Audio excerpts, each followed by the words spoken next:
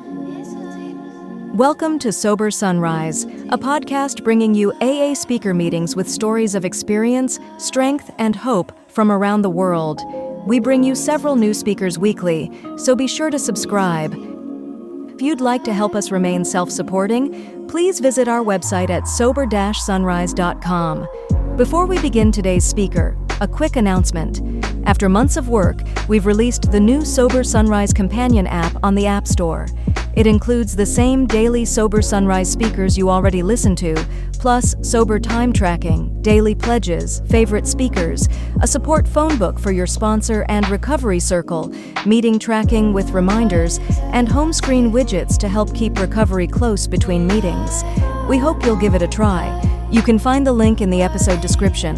Whether you join us in the morning or at night, there's nothing better than a sober sunrise. We hope that you enjoy today's speaker.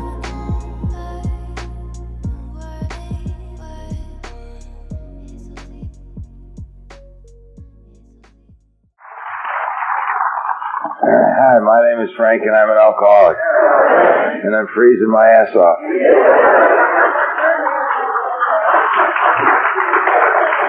Bobby, we've got to do something about that air conditioning. Now, there must be a way we can at least turn it down. See, when we get warm, then we can turn it up. Then when we get cold, we can turn it down again. I spoke at the first Cajun conference. There's no question about that. Tomorrow you'll probably think I spoke last week here. And after I spoke at the first Cajun conference, I thought it'd be the last Cajun conference, I'll tell you. It was really an impressive little thing. Now some of you think I have an accent. I want you to know that I didn't have an accent when I got on the plane in Chicago. I got this accent when I got off the plane in Lafayette. So if you don't understand me, that's okay, because I don't understand you half the time. We're going to have fun here. We're not going to, I don't know how you do things here. We're going to do them the way we do them back home. Because that's the only thing I know. Doesn't make it right. Maybe what you do here is right. But what we're going to do is we're going to share. We're going to all be in these tapes if there's going to be tapes. Because this is about sharing, I think. And we're not going to be sitting here for hours reading a book. You can do that at home. And I'm not a teacher. And you, I don't think you're going to learn anything or gain anything if you listen to me read, because I'm not a good reader.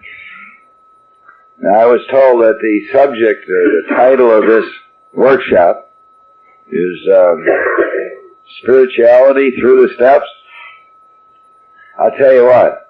We could have doubled the crowd had we called it Sexuality Through the Steps.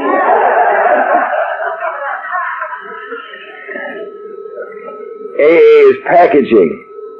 Sometimes the way we label things discourage people. Isn't that funny? Because spiritual, that sounds like it's good or holy. Maybe holy. I don't know what spiritual. If you hear that word spiritual, what do you think it means? I don't know. Holy, godlike, God-fearing, I don't know. I'm not holy. If you wanted a holy man, you could have found him here. I'll guarantee you that. You didn't have to reach out to Chicago to find that. My sobriety date is November 3rd, 1971. And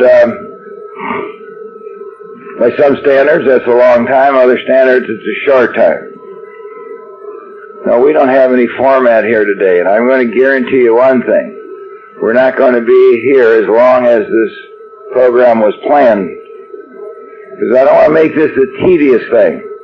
See, one of the strange phenomena about people in Alcoholics Anonymous, the people that should be here aren't here. The people that are here don't need to be here. And that's phenomenal. I mean, that's true. Your willingness to take out of your life a day after you've worked all week to come here indicates to me that your willingness would carry you to do whatever action is necessary to lead a better life. And just by coming here, you've proven that. Unfortunately, people that really need to be here don't come here. And that's kind of the story of Alcoholics Anonymous, I think. Most of the people that need this program don't come to this program. And so many people that come here don't stay here. How many people in this room today have longer continuous sobriety than me? 2. You know, that's a sad commentary on Alcoholics Anonymous. We've had 54 years to acquire old-timers. We've had 54 years to acquire old-timers. And yet the newcomers, each and every year, outnumber the old-timers 10, 20, 30 to 1. And you know, we don't think about that all the time. I go around the country, I do a lot of talking in Alcoholics Anonymous, and I hear people talk like, oh my God, Alcoholics Anonymous is growing and growing and growing and growing. I don't think it is. It barely grows in proportion to the population explosion.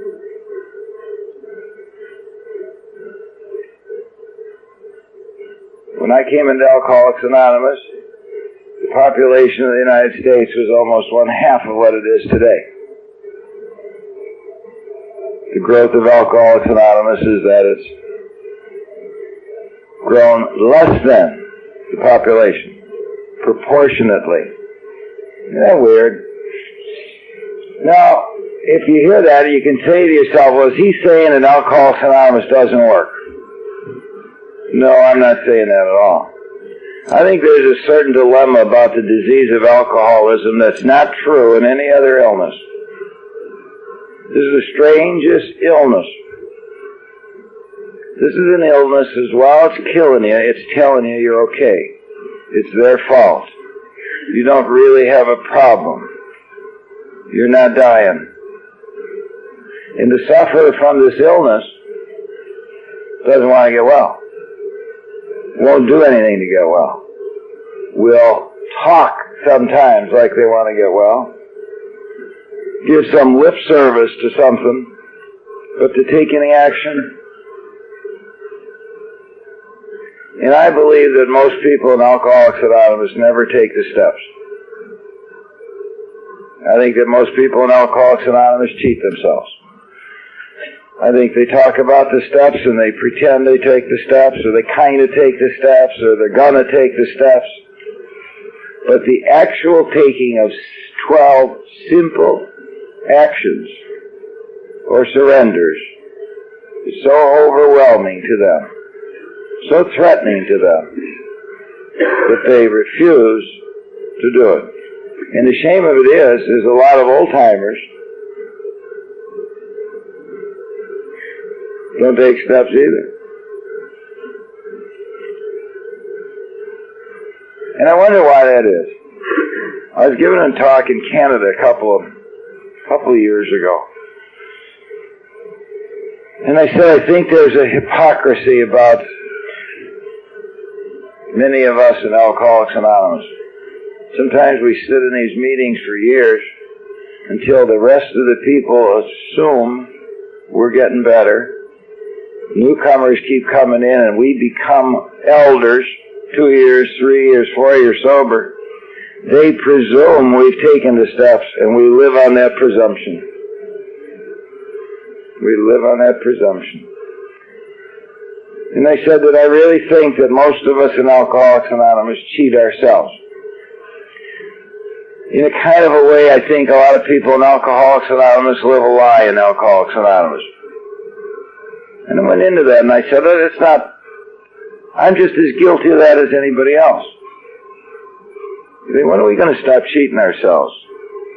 When are we going to privately simply do what is the only suggested program of recovery given to us by Alcoholics Anonymous? And after that meeting, a guy who was a high-profile big shot in Alcoholics Anonymous, a wonderful man. Sober 37 years, came up to me and said, "Can I talk to you?" I said, "Sure." We went outside, and he started to cry. He said, "I've been a delegate. I've been this, I've been that, I've been this, I've been that. I sponsored hundreds of people. Everybody, I'm the oldest sober member of Alcoholics Anonymous in my city." He said, "You know, I haven't ever taken a step." He said, "I've kind of taken a step. I've never written an inventory. I've never taken a fifth step. I never made any list of people I'd harmed." He said, "You know what it's been like the last 20 years? He said, "It's been like hell. But I've pretended for the newcomers. Keep coming back. Gets better and better." He said, "You know, I don't care if I'll ever die." He said, "I can't even get up anymore in front of these people because I just can't tell them another lie." And I said to him what I say to other people who are in that dilemma. You know, it doesn't say when you have to take the steps. When the pain is sufficient, if that pain is after 3 years or 3 months or 3 days or 30 years, the grace of God just doesn't come to us when we're newcomers. The grace of God doesn't just come to us the day before or the night before the morning we join Alcoholics Anonymous. The grace of God is a continual flow. Never is unavailable. And you know there's nothing wrong if you've skipped taking these actions. Start taking them after a year or 3 or 5 or 10 or 20 or 30. Nothing wrong with that. You don't have to announce that to the... You can just do it. You can just do it. Because I think that's the difference between staying here and leaving here. That's my opinion. Now let me just tell you this. Whatever you hear from me today is my opinion. I have no credentials of any kind. I am not appointed or anointed. Okay? No one has sat in judgment and said, "Yep, he's our man." Nope. I have no special insights or understandings. And I have not gone to any schools or taken any counselor's courses. I haven't been certified by a treatment center or a hospital. I'm just a member of Alcoholics Anonymous who's been sober since November 3rd, 1971. And I'm a good observer. I'm a good listener. And my life's at stake. See, this is not a social function for me, membership in Alcoholics Anonymous. I believe my life is at stake. Now, it's not life like my heart will stop if I don't come here. No. And I'm not afraid that if I drink again I'll die. Nope. I'm afraid if I drink again that I won't die. And I'll have to live like that. 1, 2, 10, 20, 30 years. That's what I'm afraid of. And now I come to Alcoholics Anonymous because I like to be in Alcoholics Anonymous. I don't think that if I didn't come here this weekend that I'd get drunk tonight or tomorrow. I don't believe that if I stopped going to meetings next week and the week after that I'd get drunk. I think that the quality of my life would slowly deteriorate. Because I've had that experience in Alcoholics Anonymous. I don't know if you have. There have been times in my almost 18 years of sobriety that I've taken little vacations from Alcoholics Anonymous. Sometimes it's like, I'm going to take a vacation. And I'll be gone for a couple of weeks. Well, I know they have AA meetings there, but I think I'll just kind of relax and have fun and just, I owe it to myself. I'm not going to go to any of those meetings. It doesn't take too long for everyone around me to know that I'm not going to meetings. I start to become critical. I start to become impatient. I start to become restless. And on and on and on. And that, you see, I think that alcoholism is a disease that continues into sobriety. Some people don't think that. There seems to be two kinds of people that come into Alcoholics Anonymous. I'm sure there's a lot of categories. But I seem to be able to identify at least two.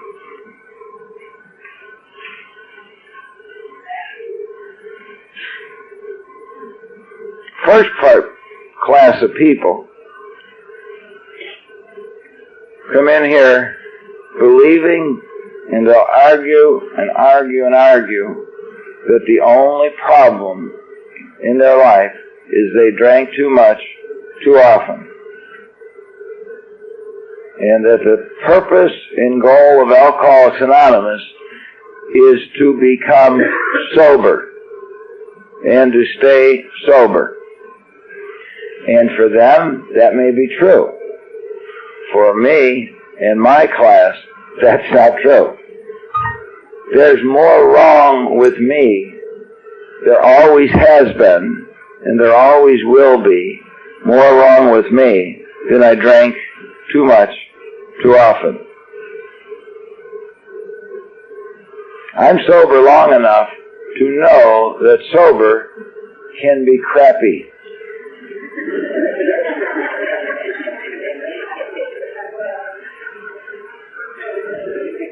Sober can be full of fear, anxiety, depression. See, I'm sober long enough that I know that's true. For me, not for you. So you got to remember, I'm not saying anything for you. I don't know you. And even if I did, I would not be qualified to make any judgments about you. Because I don't live in you. You do. And you're the authority on you. So if I say anything that you disagree with, not only are you wrong, no, I don't mean that. That's right. If I say anything that you disagree with, don't get mad at me. That's how I see it. For me. And I share it because if you're like me, you may see it that way too. And if you don't, okay. That's why we have a lot of people in Alcoholics Anonymous that speak from these microphones. Because everyone sees and understands everything differently. And no one is right. And no one is wrong. It's how you feel and how you see it today. Now, the most wonderful thing about Alcoholics Anonymous is, if you keep an open mind, you'll discover that what you were certain was true today, maybe tomorrow you won't think was so true. That's called growth.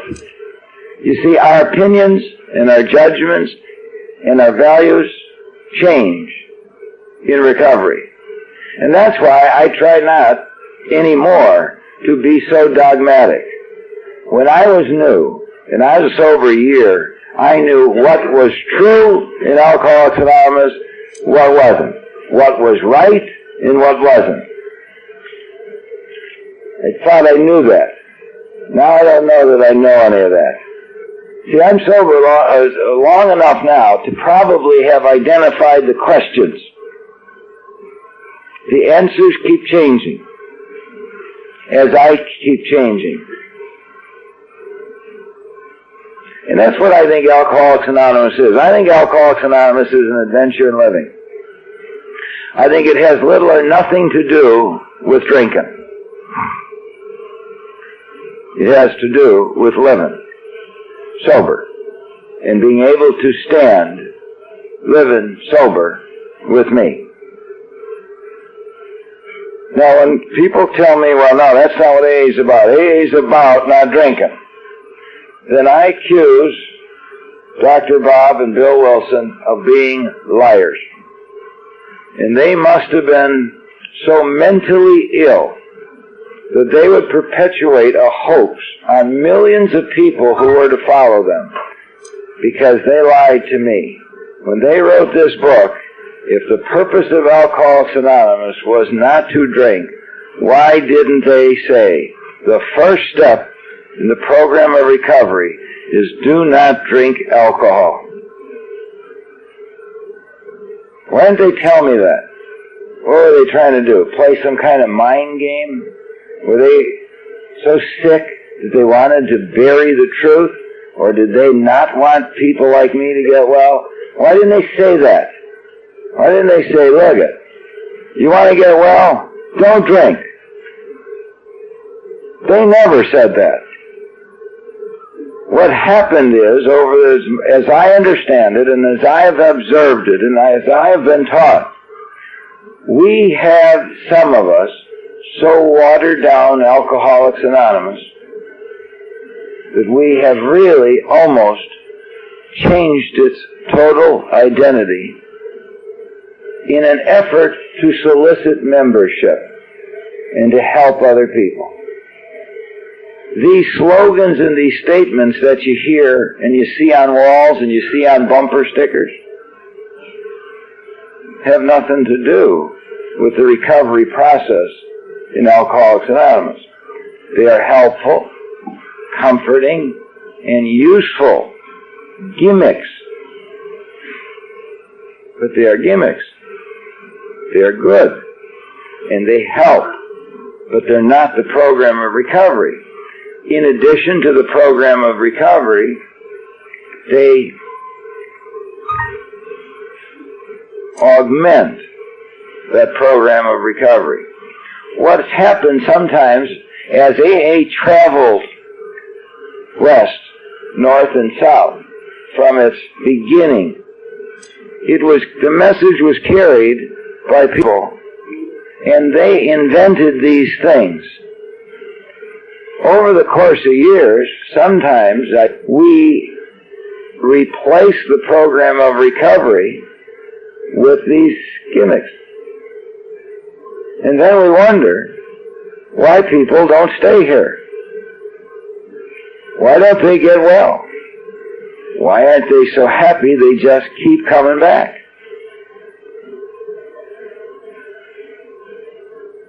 Because you can only get so well on one day at a time.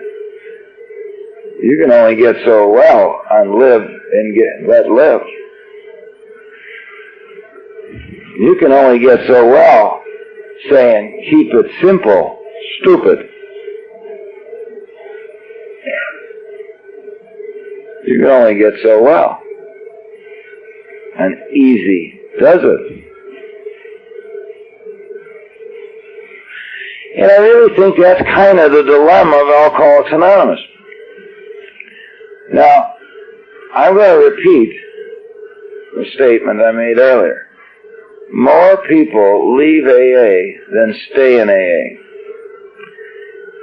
More people leave AA than stay in AA. And that's not because Alcoholics Anonymous doesn't work. The truth of the matter is, I think, Alcoholics Anonymous works nearly 100% of the time. Most alcoholics don't do what's suggested as the only program of recovery by Alcoholics Anonymous. They simply refuse to do it. And they all have their own justifications of why their case is different.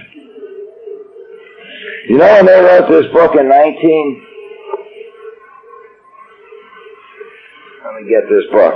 When this book came out in 1939, I'm just going to read just a little something that I'd like to talk to you about. They put in a chapter and they said, we'll call this chapter How It Works. Here's what they said. Rarely have we seen a person fail who has thoroughly followed our path. That means that between 1935 and 1939, their observation was that people who did the subsequently listed things almost to a person succeeded in effectuating a recovery. Rarely have we seen anyone fail.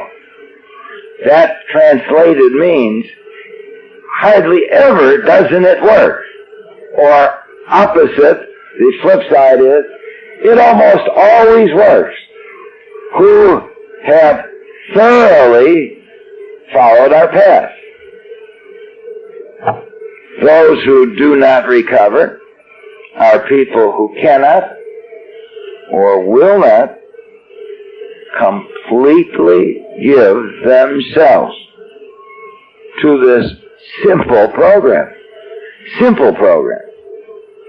Usually men and women who are constitutionally incapable of being honest with themselves.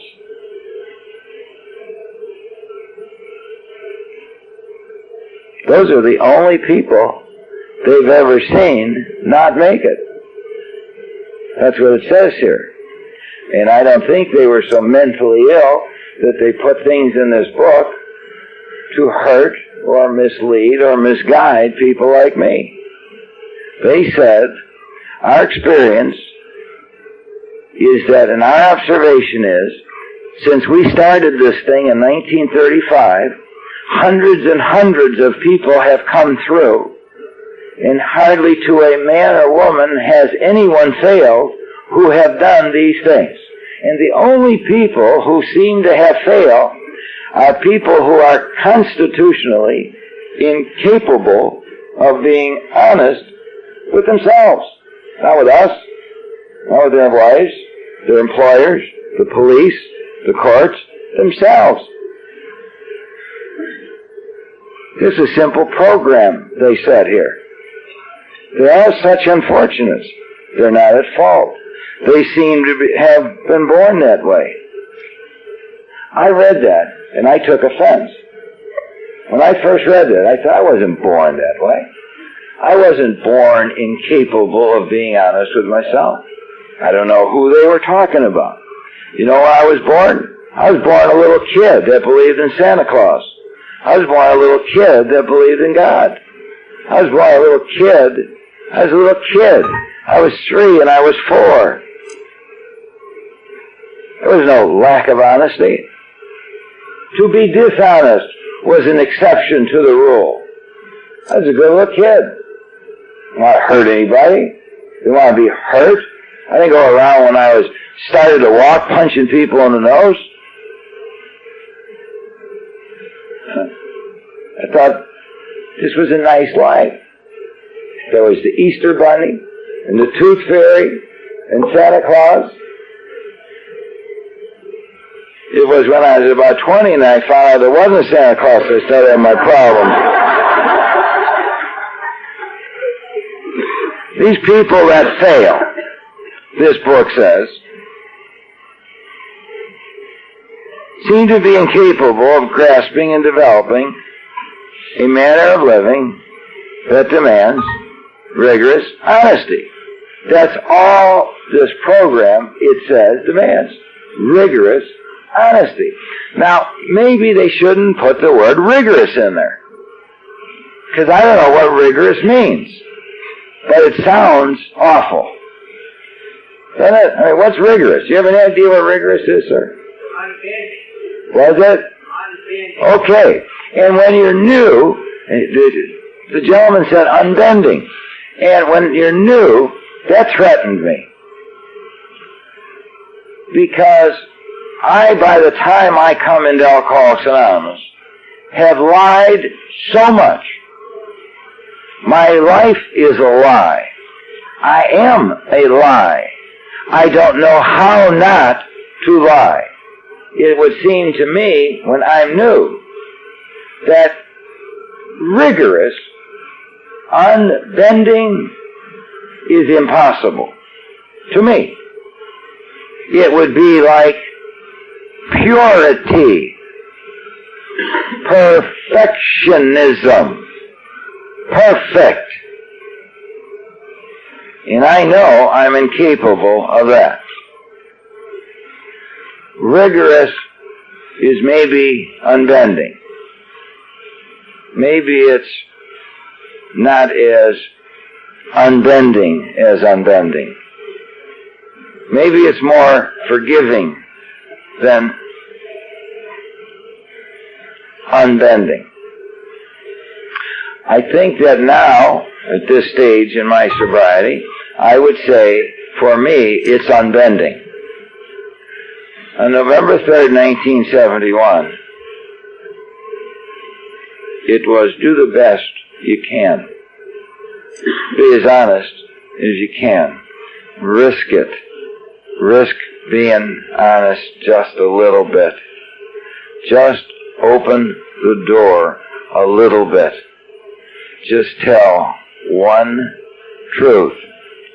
Tell somebody, I'm scared. I'm in trouble. Or the worst thing of all, maybe I'm rigorous if I just say, I need help. Maybe. I don't know.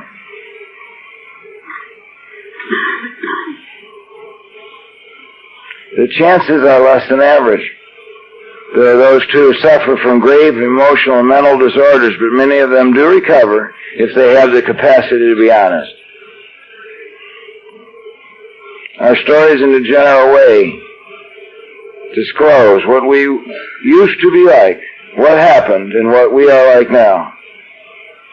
If you have decided you want what we have and are willing to go to any length to get it, then you are ready to take certain steps.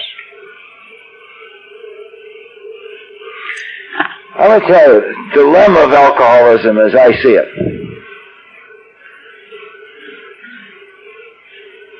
Right now, back in my group, 3 people who have inoperable cancer. Doctors in each case have held certain hopes for each one of them. Tell you about a story. 6 years ago, one of the guys that I sponsor came to me, and he said, my wife has just been diagnosed having a very strange and rare muscle cancer. Some sort of a cancer of the muscle. Now, I'm not a doctor, and I'm not going to be able to really explain this to you, but just to tell you that that's what it was. And somehow, this lump on her back grew, and it was first misdiagnosed by a doctor who operated, and then it grew back a few months later.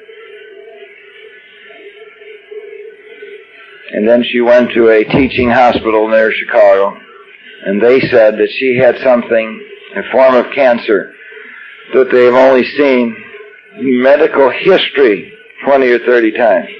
That's been documented in the medical books. Her name is Joan. And after all the tests, the surgeon said to Joan, there's only one chance if you want to live. We have to cut you in half. What we have to do, Joni, is we got to take your body and we've got to cut you from the neck straight down to the hip. Now you're going to lose your shoulder and your arm and your breast, half of your chest and half of your back. Now if you do that, there's a chance you will live. You know what Joni did? She got the operation. And I tell you, the night before the operation, Joni's not a member of Alcoholics Anonymous. Her husband is. The night before the operation, Joni asked me to come to the hospital. She wanted to talk to me. When I got to the hospital, what she wanted to talk about is how John was going to take this. Isn't that amazing? Now I'm going to tell you, that's proof John's not an alcoholic. Because she's concerned with how John was going to be able to handle this. And something happened that just brought me, it got my attention. While she talked to me, she manicured her nails on the arm that they were going to remove in the morning. Now, I know that this wasn't a conscious, she just did it, because I guess she always did it. And she's talking to me, she's filing these nails and putting on this nail polish, and I can't stop looking at that arm, because I'm saying to myself, Joni, they're going to throw that arm in the garbage in the morning. In my mind, she wanted to talk about how John was going to handle it. And she also said to me that the reason she was going to do this is because she wanted to live. She said, Frank, there are beaches I have yet to walk. She had the operation. And she's half a lady. She's a whole lady, but she's half a lady. She just wanted to live, because she was certain that without that operation, she would die. Alcoholics come here, and they don't have that certainty. They mustn't believe they're going to die, or their quality of life will be so diminished that life will have no meaning. Because if they did, wouldn't they take these simple steps? If you were losing your sight, you were going to be blind in a month.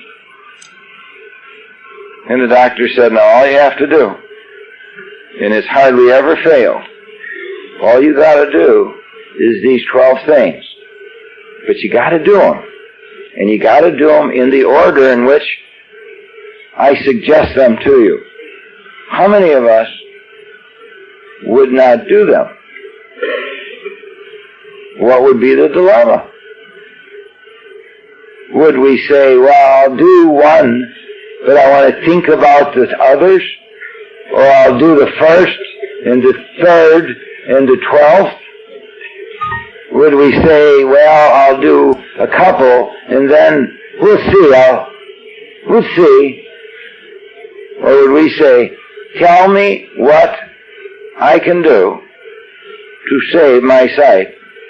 There's no question, doctor, I'm going to do it.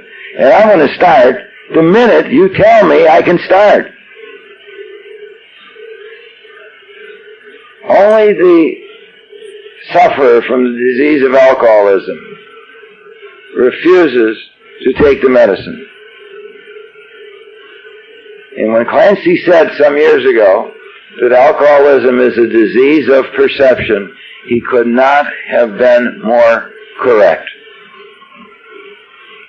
What amazing. Think of that. All they say here is hardly ever does it ever fail. We've never really seen anybody fail unless they were constitutionally incapable of being honest. And I don't believe there's a person in this room who feels that they are constitutionally incapable of being honest. And those are the only ones who can't make it. Everyone else can. In our history, and everything we observe, is if you do these simple things, you will recover. Why then don't we do it? What's the big deal? What's the big deal? Why is it so hard? Is this any less life-threatening alcoholism than that cancer or that blindness or that diabetes or the myriad of other illnesses and diseases? Why don't we do it? And that's the dilemma that has made people wonder about alcoholics. You know that non-alcoholics see that in us? They see in us the unwillingness to get well. And that's why I think in most instances you hear about we're misunderstood and prejudiced against, and they don't understand, they think we're evil, and they think we're weak, or they think we're this. They just observe our unwillingness to do anything but talk about it, argue about it, theorize about it, and delay simple actions. What's the big deal? I think the first thing that we do, and where I come from, guys, I'm sorry you're late. We did all the sex stuff right at the beginning. Actually, we didn't. It wasn't just sex. We did masturbation to mutual funds.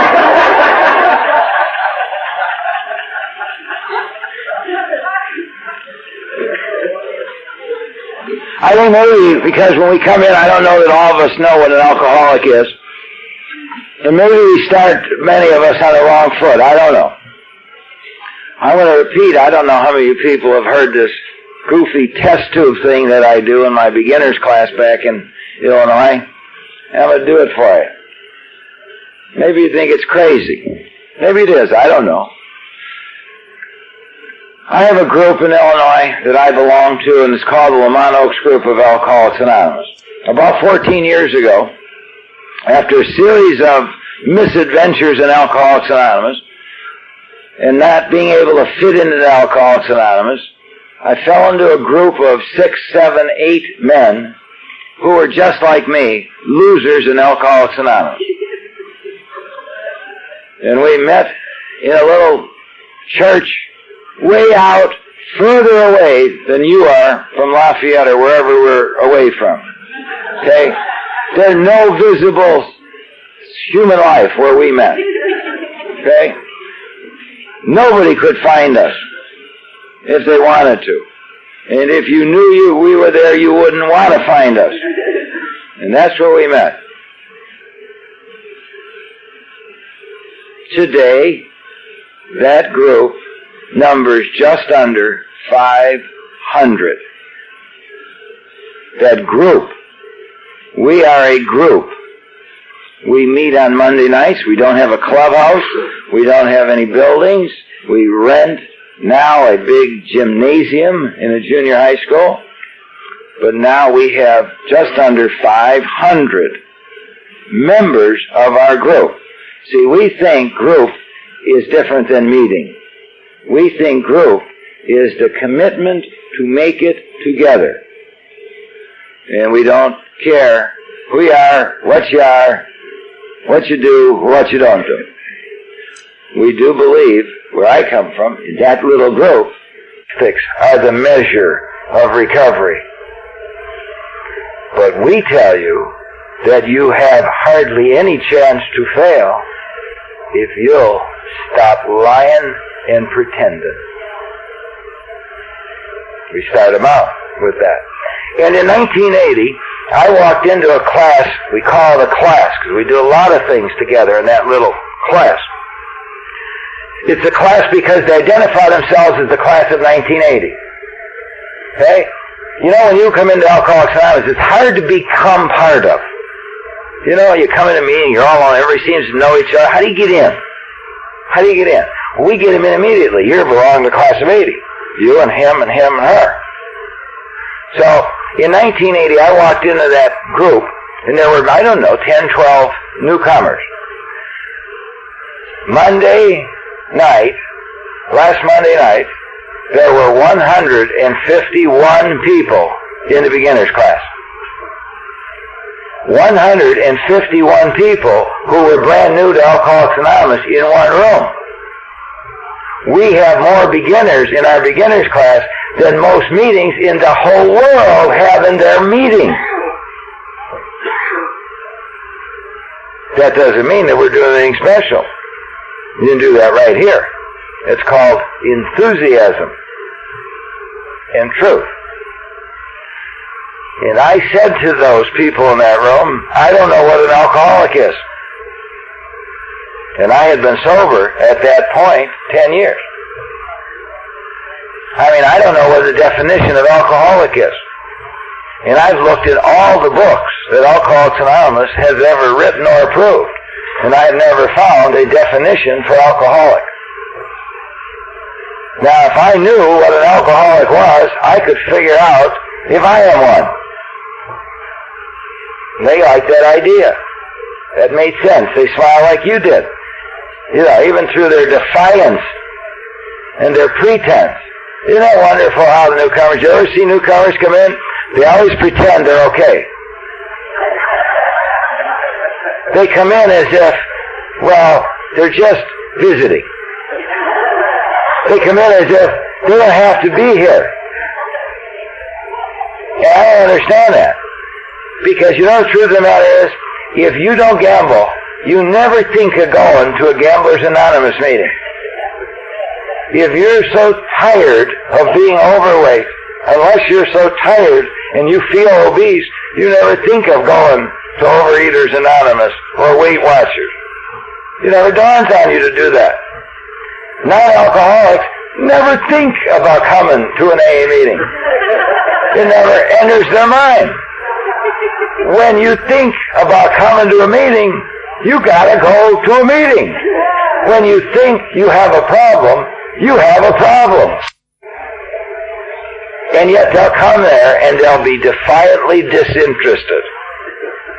But when I said to them that I'd like to know what an alcoholic is, because if I had to measure a definition, I could look at it, apply it to me, and maybe I'm not. And when I held that hope out to them, that maybe they weren't, they wanted to participate. Why? To be reconfirm their alcoholism? To deny their alcoholism so they could leave. And that is how 90% of all the people come into Alcoholics Anonymous. And that's why I think sometimes it's a dangerous thing to bring newcomers, and we think that if we tell them these horrible war stories, they will relate to that. So often our speakers relate to, I was in chains for 47 years in a dungeon for raping the prince's daughter. I was in prison. I murdered my best friend. I was in 37 treatment centers. I tried to kill myself 9 times. Look at the scars. I was divorced 11 times. And on and on and on, as if we're going to then give them something to relate to. If they're like me, most newcomers, when I came into Alcoholics Anonymous, I didn't want to relate to your stories because I didn't want to be an alcoholic. I don't know anybody, I have never met anybody who wanted to be an alcoholic. I never ever met anybody who was happy they were an alcoholic, who said, my God, I fulfilled my life's dream, I'm becoming an alcoholic. I've never seen anybody write in a yearbook, what do you want to do the rest of your life? I want to join Alcoholics Anonymous. People come to Alcoholics Anonymous with a resistance to the term alcoholic, to a resistance from the idea that they are at the end of their rope, and they come here to deny and justify that denial so they can leave. And when we tell them these terrible war stories, they say, I didn't do that. Good. I'm not an alcoholic. I've never been arrested. Shit, alcoholics are people who get arrested all the time. I've never been divorced. Well, I was, but I should have been divorced. So what does that have to do with? That guy's been divorced 7 times. They've been arrested 15 times for drunken driving. I've never been arrested. I only arrested once. And they leave these meetings reinforced that they are not like us because they spend the time in the meeting not trying to hear what they can compare to, but what they can compare against, because they don't want to be alcoholics. And I don't blame them, because I didn't want to be one either. So what we do in our meeting is we don't tell war stories. We hardly ever mention drinking. We never, in the beginners group, ever talk about drinking. We presume you know about drinking. We presume when you walk into that room, it has something to do with drinking. We presume you know everything there is to know about drinking. We presume you are the world's authority on drinking. We presume you drink more than most people that you know, or that you, not that you like, but that you know. We presume that. That's a safe presumption. I walked into that room in 1980 and I said, "What's an alcoholic?" And they looked at me and I said, "Maybe if we find the definition, we can get out of here." They wanted to play the game. So I asked them to pretend. We're all good at pretending. We know how to do that. I said, "Let's pretend we're in a laboratory. Let's make an alcoholic. Let's make an alcoholic in this laboratory all by ourselves. Nobody's here. Nobody will know. Nobody will see. It's a private little secret laboratory." And I asked them just for a minute to come into that laboratory with me, and I held up an invisible test tube. I said, "Let's put in the ingredients that you think are necessary in order to make an alcoholic, and let's make one. When we make it, we'll look at it, and we'll know if it's like us. If it is, maybe we'll want to stay, and if it isn't, we don't have to be here." And I held up an invisible test tube in 1980 to a little group of people. And I don't even remember. The truth of the matter is they're having a reunion in November, and they sent me a picture that was taken after that meeting, and there's like 30 some of in there. But that little group of people looked at that invisible test tube that I held up, and here's what they did. Remember now, they're not like you and me. They weren't 18, 19 years sober. They were brand new. Okay? This was their perception speaking. This was their experience speaking. They didn't know anything about Alcoholics Anonymous. They had no teaching about Alcoholics Anonymous. This was their guts talking. I said, "You make me an alcoholic." I wasn't going to make it, because I don't know what it is. They made this. They said, first person that spoke was a little girl who was almost more than 16 or 17 years old. She said, "Put in fear." This is somebody brand new to Alcoholics Anonymous, never read the book, doesn't know anything. Her guts are talking. Put in fear. Put in anxiety. Put in shame. Put in guilt. Put in depression. Put in impatience. Put in anger. Put in remorse. Put in self-loathing. Somebody else said put in ego. Put in perfectionism. Inferiority, someone said, put that in. And someone right after that said, put in superiority. Wow. Same test tube. Inferiority, superiority. I'm thinking, my God, what are they making here? Loneliness. Guilt. Negative self-image. Self-loathing. They went on, and that's what they put into this test tube. Now, this is a fact. This happened. This isn't made up for this meeting or any other meeting. They fill that test tube with things like that and those things. And here's the key. Do you know what those brand new people, right off the street, before we prejudiced them or fed them bad information, well, you know what they did not put in? What do you think they did not put in? Alcohol. Because nobody had got to them yet to tell them. Alcohol was your problem. Nobody was there to give them that bad information. That's why the first time I heard Franklin Williams speak, it was years and years ago. He got up in front of the Evans Avenue group in Chicago. It was a big big meeting, maybe 1,500 people. And he said, folks, there's a lot of information available in Alcoholics Anonymous. Unfortunately, most of it is bad. And I thought, I'm going to like this guy. They didn't put alcohol. Now, what we did to carry on this experiment is we then said, okay, I said to them, you didn't put in any alcohol. I said, well, then let's put in some alcohol. So in our laboratory, in this invisible test tube that was full of the things they said they felt necessary ingredients to make an alcoholic, we started to pour in alcohol. And here's what they said they visioned occur. When you put just enough alcohol in a test tube that has fear in it, alcohol seems to make fear go away. It dilutes fear.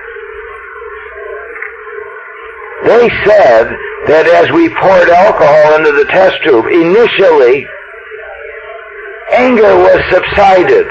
Inferiority was corrected.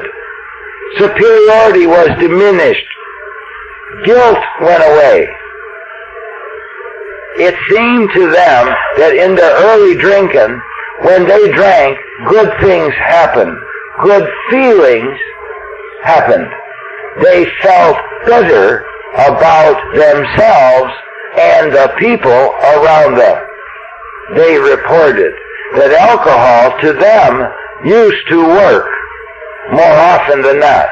Now, there are some people who do not have that experience, but the vast majority have explained that they have.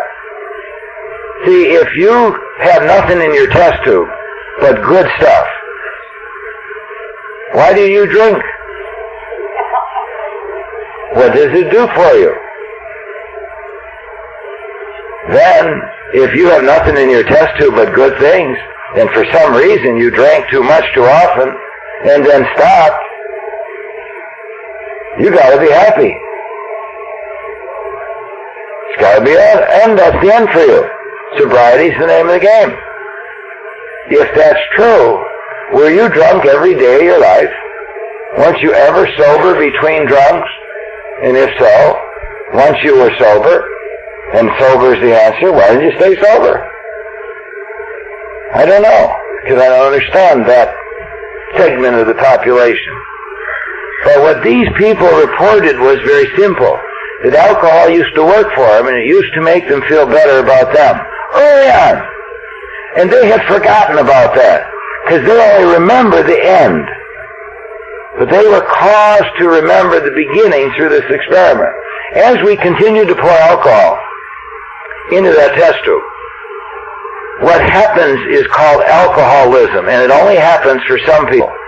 Some people, it doesn't happen to.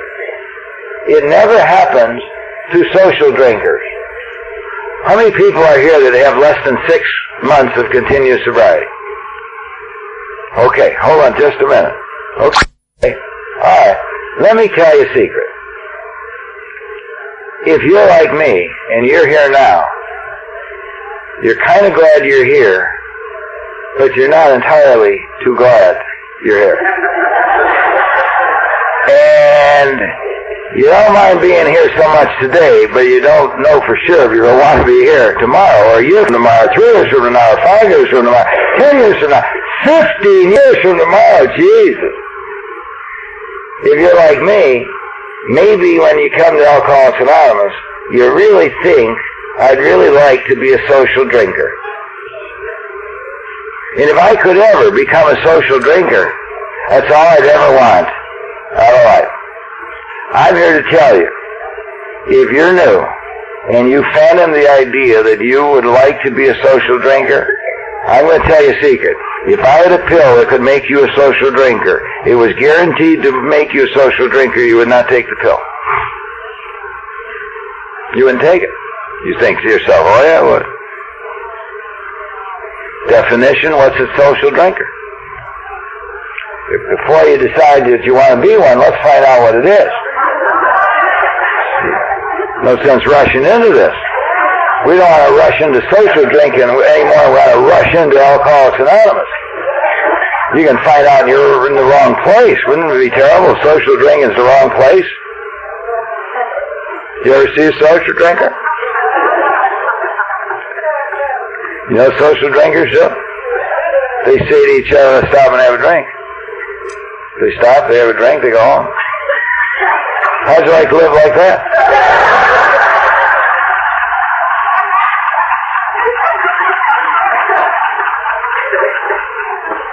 Social drinkers, when they sit at the bar, bartender puts their drinks in front of them, you know what they do? They talk to each other. And then they talk some more. And the drinks are there. And they talk. Then they take a sip. Then they talk.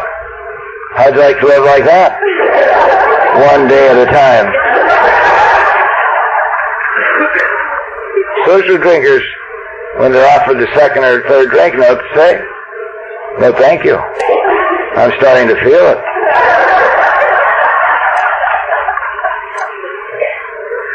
They do this all over the world.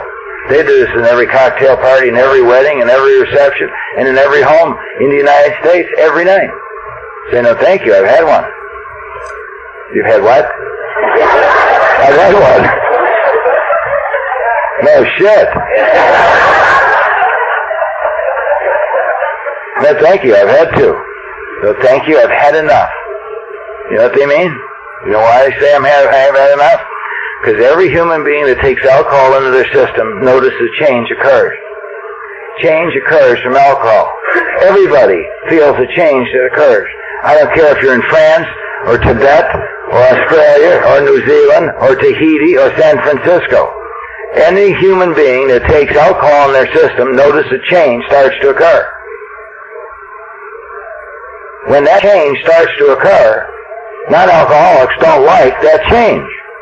You know what that change is? They start to feel different. They start to feel different. They don't want to feel different. They like how they feel. They start seeing things differently.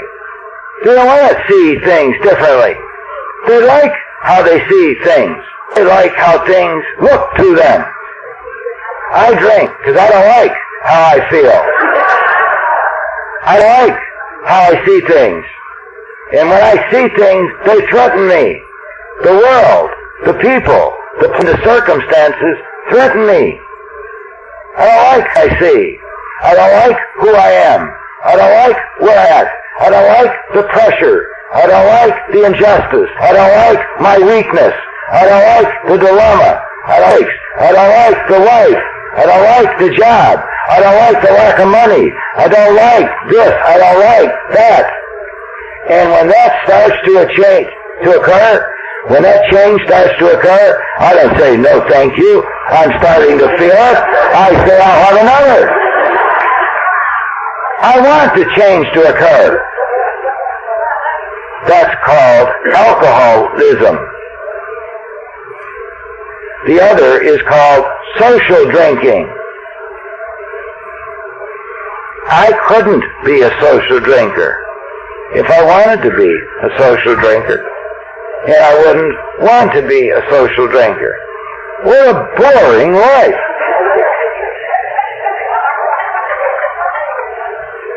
I mean, you go out, you know what's going to happen, when you're going to come home, who you're going to come home with. You know where your car is. I mean, there's no excitement in that life.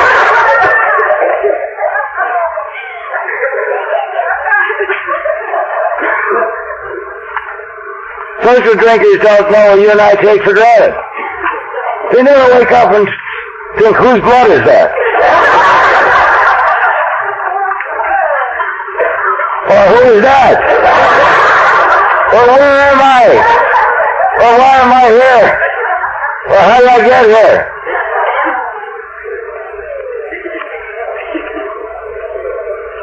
That's the difference. That's the difference. I think. Maybe I'm wrong. I don't know. That's how I see it. Now, what they did in that classroom, in that invisible, in that imaginary laboratory, we can continue that experiment. For people like me, alcohol, when first introduced, has a good effect. It seems to soothe and dilute and change and make better everything that I feel wrong, even if only momentarily. And I like that, and I pursue it. Now, what seems to happen, and what they did in that laboratory, is they continued to pour alcohol.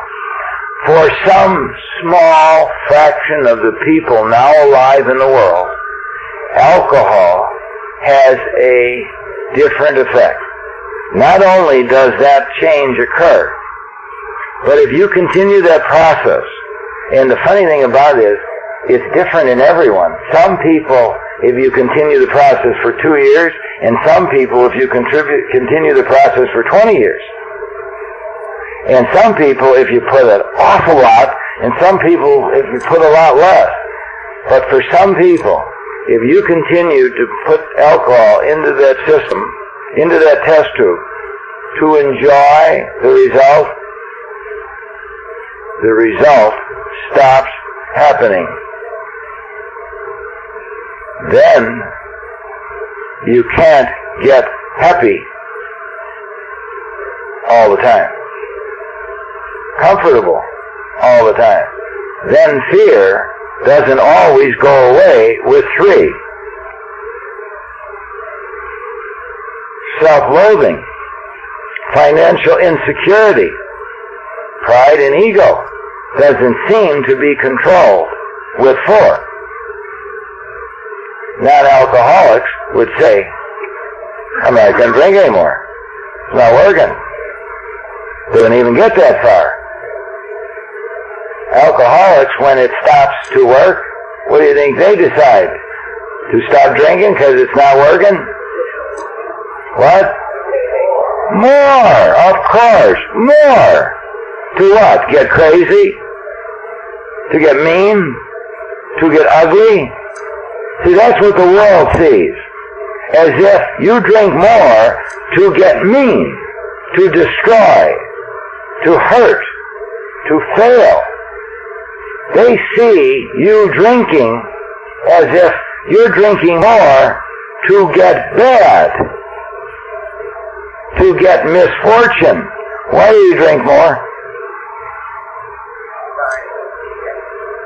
To get comfortable, to get happy, to relax, to make the fear go away, even for a minute, to make the bad memories go away, if just for a minute, to make a sense of self-worthlessness disappear, if only for a minute, to be able to say, who cares, and mean it just for a minute, to be able to say, I'm not afraid, and really mean it, even if just for a minute.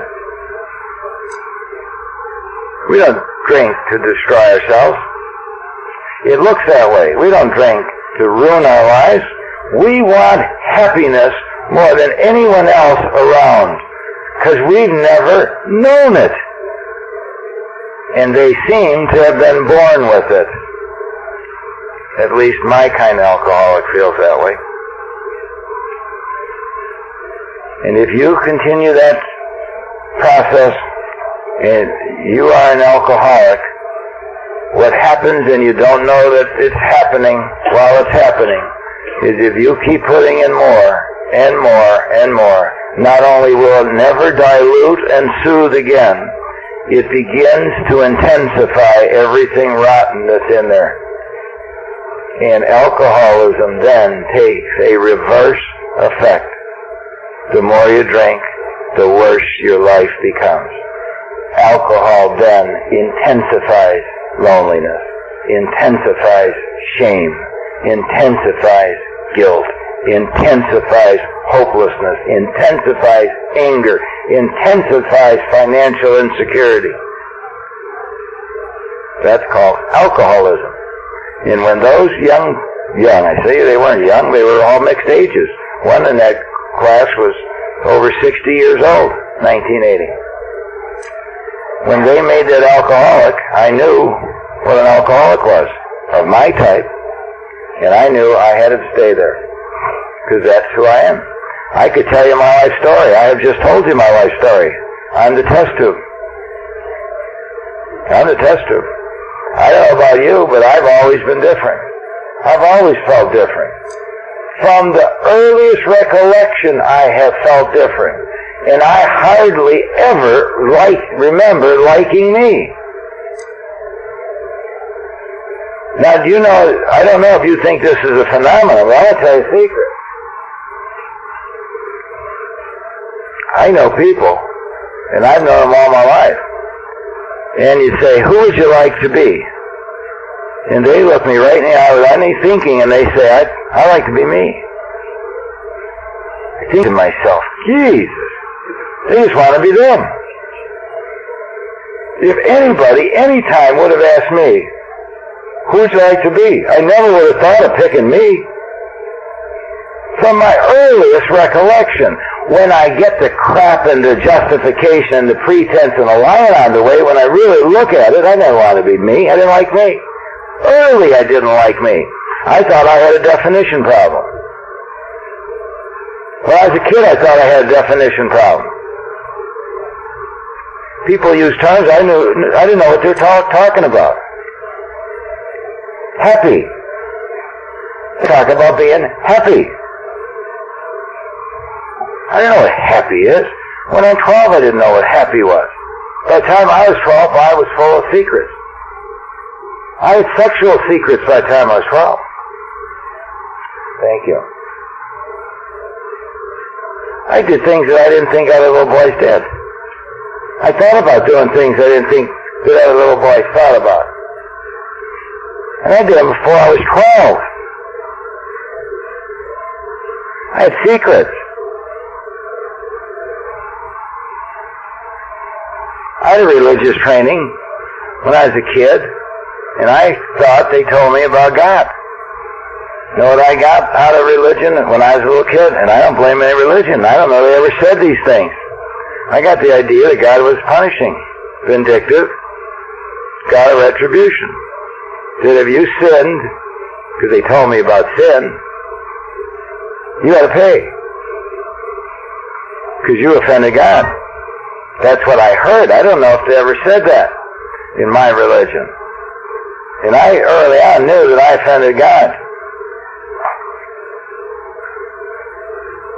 How could you be happy when you know you're living a lie and you're a little kid? Comfortable. They'd use terms like comfortable. How can you be comfortable when you live with a feeling of ill at ease, inferiority, pretense, even as a young person?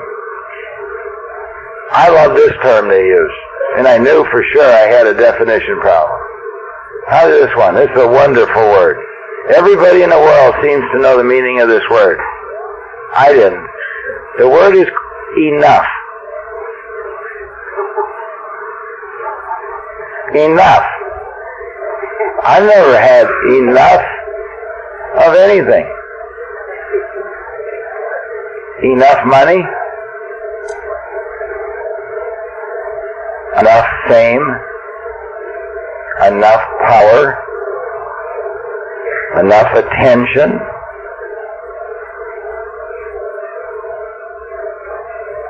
enough sex.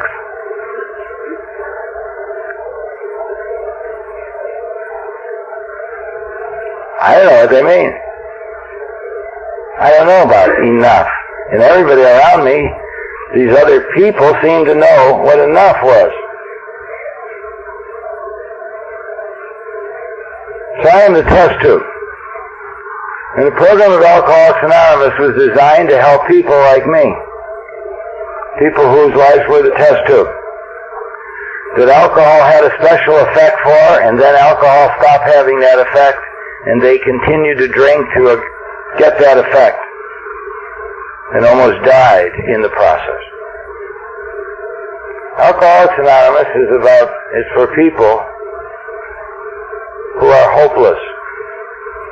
Only hopeless people are sufficiently motivated to take actions that are contrary to the nature of people like them. And we're going to break in a minute, but I'm going to tell you a secret. Early on in Alcoholics Anonymous, they never told anyone not to drink. When they wrote the book Alcoholics Anonymous, they did not tell the prospective reader, don't drink. Early on in Alcoholics Anonymous, they never said, don't drink. Early on in Alcoholics Anonymous, they wanted to help the suffering alcoholic because they were suffering alcoholics. They loved that alcoholic, and they didn't lie to that alcoholic. They did not say, don't drink. They said, drink until the fight's gone. Drink until the denial is gone. Drink. They say, drink. It's in the 12 and 12, and it's in the book Alcoholics Anonymous. Drink, Charlie. Drink, Alice. We're not here to convince you not to drink. You drink as much as you want to. Have a good time. Hello, hello, goodbye, goodbye. Drink until you can't drink anymore. And when you're hopeless and feel helpless, you will be susceptible to a thing called recovery. Because we drank till we were hopeless and felt helpless. And we became susceptible then to a thing called recovery. And why do we spend, and maybe you don't do that here, but I know when I go around, even in Chicago and everywhere else I go, there's all these people telling people don't drink. If you don't become hopeless and helpless, you're never going to do anything about your illness. Only hopeless, helpless people will be sufficiently motivated to find the ability to, for once, become honest, and then to thoroughly follow the path of the people who have recovered. Only hopeless, thoroughly hopeless people will ever take the steps. The only suggested program of recovery available to us. So I think sometimes when we tell people don't drink, it's because we don't want them to hurt themselves. But until they do, they won't want to help themselves. And that's harsh truth. Alcoholics Anonymous is not preventive medicine. It says in this book, you gotta hit bottom. We can't keep you 3 steps from bottom. You gotta do what you gotta do. And when you're tired of doing it, we got the answer. That's why I don't argue with newcomers. I don't defend Alcoholics Anonymous, and I don't tell them not to drink. I tell them, drink. If it's working, and you think it'll work, drink, because maybe it will. And if it doesn't, come on back. Then shut up when you come back and listen. Let's take a break, okay? 1, 2, 3, 4, 5, 6, 7, 8, 9, 10, 11, 12. I'm drunk. I was sober. Sober always precedes drunkenness. I always was sober before I got drunk. You got to be sober to get drunk. Right? I mean, this is not some kind of crazy metaphysics. This is fact. Now, the perception of the alcoholic sometimes twists it around, I think, as if we're just drunk. I'm sober, then drunk, and sober, and drunk, sober, drunk, sober. That's how my life went. Near the end, I drank a lot. drunk a lot, more than I wanted to be, more than I hoped to be, more than I planned to be. Then I got sober. Day, week. There are people who have had intermittent during their alcoholism of years of sobriety. So AA was never intended to promise us just sober. They cheat us, and they knew that. That's why in the foreword of 12 and 12 it says this: AA's 12 steps are a group of principles, spiritual in nature, which, if practiced as a way of life, can do 4 things. And I'm paraphrasing. It can, 1, expel the obsession to drink. 2, it can enable the sufferer to become happy. 3, and useful. 4, and whole. That's what Alcoholics Anonymous promises. The obsession to drink will leave. You can become happy. You can become useful. And better than anything else, you can feel whole. That's Alcoholics Anonymous. I didn't make that up. They tell me that before I even start reading this book. It's in the foreword. It's the 3rd paragraph of the foreword. I didn't make that up.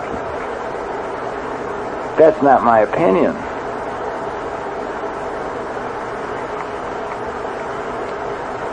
The first step in the recovery process is not drink. Can't drink and do this. What is it? Very simple. The first step, young lady or young man, if you've had enough, if you're tired of living a lie, if you've tried to do it 100 times, 1,000 times, 10,000 times, try to stop by yourself. Try to change, and you fail, and you fail, and you fail. And if you just can't go on, and you've reached bottom, you know what bottom is? My opinion. Bottom is not a place. It's not a jail cell. It's not a divorce court. It's not a treatment center. It's not a basement. It's not no money. It's not no friends. It's not no job. It's not indictments. It's not arrests. It often happens when those things are happening. Bottom is a feeling. It's a feeling that I can't live like this, and I know no other way to live. It's a feeling of hopelessness. I can't live like this anymore. I can't live drinking, and I can't live not drinking. It's a feeling, not a place. So when we get in front of these microphones and we stop talking about all these places, we're cheating our audience, the newcomer, maybe. Because alcoholism isn't necessarily a treatment center. Look, I'm going to tell you, I'm as much an alcoholic as anybody who is in this room says they're an alcoholic. And I can't prove that to you, because I can't prove to you that I'm an alcoholic. I could talk for hours about what I did and what happened to me, and that doesn't prove I'm an alcoholic. The only way I can prove to you that I'm an alcoholic is a way that I won't do. I won't do it. But I could prove to you I'm an alcoholic. The only way I know how to prove to you that I'm an alcoholic is to drink and let you watch how I live. And then get sober and let you watch how I live. And then drink and let you watch how I live. I do that long enough and you watch long enough. You might say, yes, he's an alcoholic. You have to take my word that I'm an alcoholic, because that's the best you're going to get.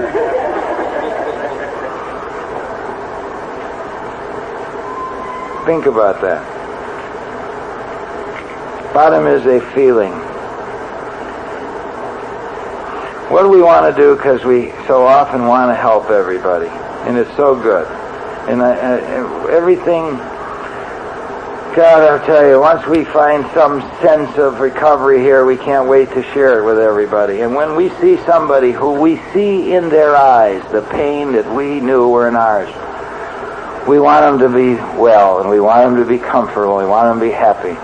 And sometimes we want it so much for them that we lie about what this is about, so they'll stay. And you know what? We can get them to stay sometimes, for a week, or a month, or a year. Sooner or later, they're going to go. Because you can't build a house without a foundation. Because the wind's going to come, the rain's going to come, because that's life. And the name of the game, I was told not when I came here. I'll tell you what lies I was told when I came to Alcoholics Anonymous. I had people who loved me so much that they said to me, look all you got to do is anything you want to do. Just don't drink and go to meetings. You don't have to take these steps. You don't have to do anything. It's like a smorgasbord. You like it, take it. You don't like it, don't take it. And they told all of us that came in 1971 in my group at that time in Chicago. And in that group, over the course of the year, over 100 newcomers came through that group. It's not the same group that I'm in now. There's only 2 of us still in AA. They loved us so much, they diluted this so much, that they took from us the only medicine that might have saved us. And they did it because they loved us. And they thought maybe that Alcoholics Anonymous is some kind of magic that if you just sit here long enough, you just get cured in spite of yourself. Now, it is important that we try to do things to welcome newcomers. In my opinion, I don't know. Hey, I don't want anybody not to make it. I wouldn't have devoted my life to the beginners' meetings if I didn't care. I don't need attention. I'm a practicing lawyer in Chicago that has had a great deal of success. I don't need an audience. I have an audience every day of my life. I don't need to get dressed up. I get dressed up every day of my life. I don't need any attention. Where I come from, I got all the attention anybody would need. The only reason that I do this, what I do there, is because it works. And if I keep doing it, I keep staying. That's the only reason I do it. And I want them to make it. I sometimes want more for my newcomers than they want for themselves, and that's when I experience pain. When I want recovery more for them than they want it for themselves, I'm on the wrong track. So I don't tell them this is a smorgasbord. I tell them, look I don't know what this is. I'm not that smart. So what I did, young man, is I picked up a book that they told me contained the secret. And that book says, if I thoroughly followed the path that the people who made it took, I will make it. And they said, if I am hopeless enough, I'm ready to take certain steps. They said, at first I'm going to balk, and I'm going to try to find softer, easier ways. And as long as I did that, the result would be nil till I let go absolutely. And when I was done, and I felt enough pain, I would then, hopefully, take steps to alleviate the pain. See, that's why this is not an intellectual pursuit. Hey, You get these new people, I don't care if they're 17 or 70. When we tell them don't drink, let me tell you a secret. Everybody in their life has told them not to drink. Their mother, their sister, their cousin, their wife, their kids, their bosses, the police, the courts. Everybody has said, look, you're a nice guy. If you would just not drink, these things would not happen to you. And in spite of all of those loved ones, we drink. You think it's any different now because we are members of Alcoholics Anonymous and I say to you, don't drink? That I'm going to help you by saying that?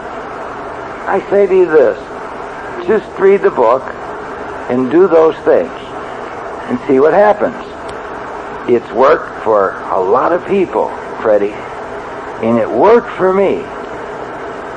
I think it'll work for you. But if you want to argue about whether you're an alcoholic or not, I don't know if you're an alcoholic. I don't want you to be an alcoholic, Freddie. You don't think you're an alcoholic? Then, Freddie, you're in the wrong place. This is for alcoholics. This is for people who want it, not for people who need it. In the 12 and 12, it says a funny thing.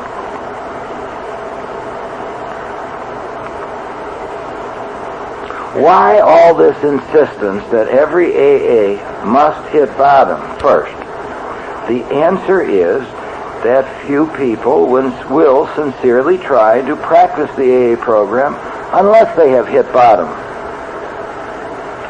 For practicing AA's remaining 11 steps means the adoption of attitudes and actions that almost no alcoholic who is still drinking can think of taking.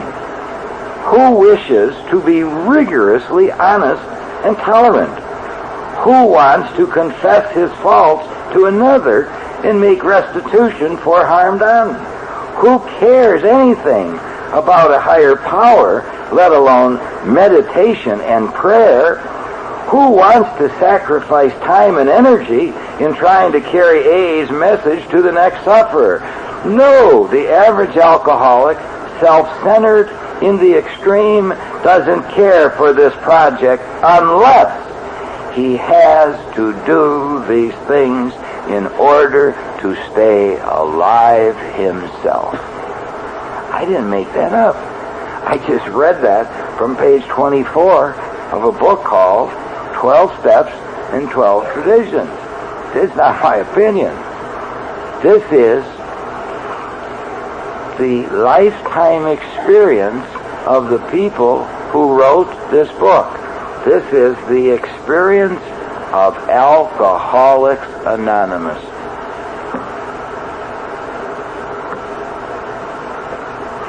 I don't know. Maybe I'm wrong. Maybe they're wrong. We admitted we were powerless over alcohol and that our lives had become unmanageable. And yet you'll hear people talk hours and hours with newcomers. I don't understand what powerless is. I have trouble with powerless. And they'll sit in cars and they'll stand on street corners and they'll try to tell them what powerlessness is. Tell them, you don't feel like you're powerless over alcohol? Well, let's see. I think they say something about that in the book. Let's see, Freddie, what the book says about that. You don't think you want to argue and tell me you don't understand, you can't agree with powerlessness? I think they had that experience once here. Let's see. Where is that? 21 on the bottom is right.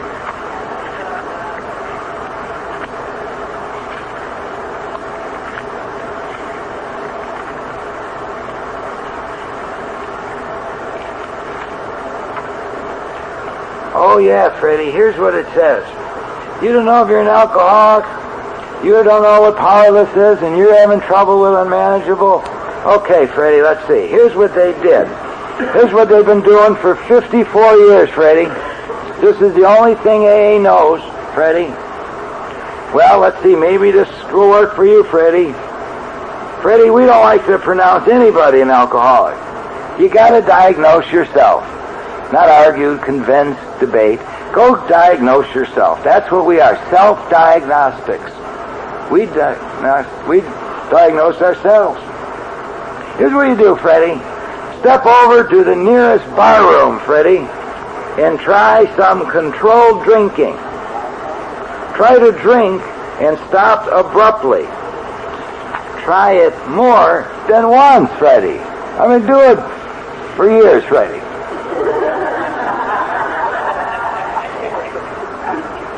If you're like us, Freddie, it won't take you long to decide if you're honest about it, and it may be worth a bad case of the jitters for you to get that knowledge. Don't drink, Freddie, and go to meetings, Freddie. Yes, that's what we did. And if you want what we have, and you are having no problem with semantics, Freddie, you don't want to argue about powerlessness, you don't want to argue about unmanageable, then you don't have to do this, Freddie. But if you want to talk to me till 4 in the morning about what's manageable and what's powerless, we can solve this easier. I'll go to sleep and you go to the bar. This isn't because I don't love Freddie.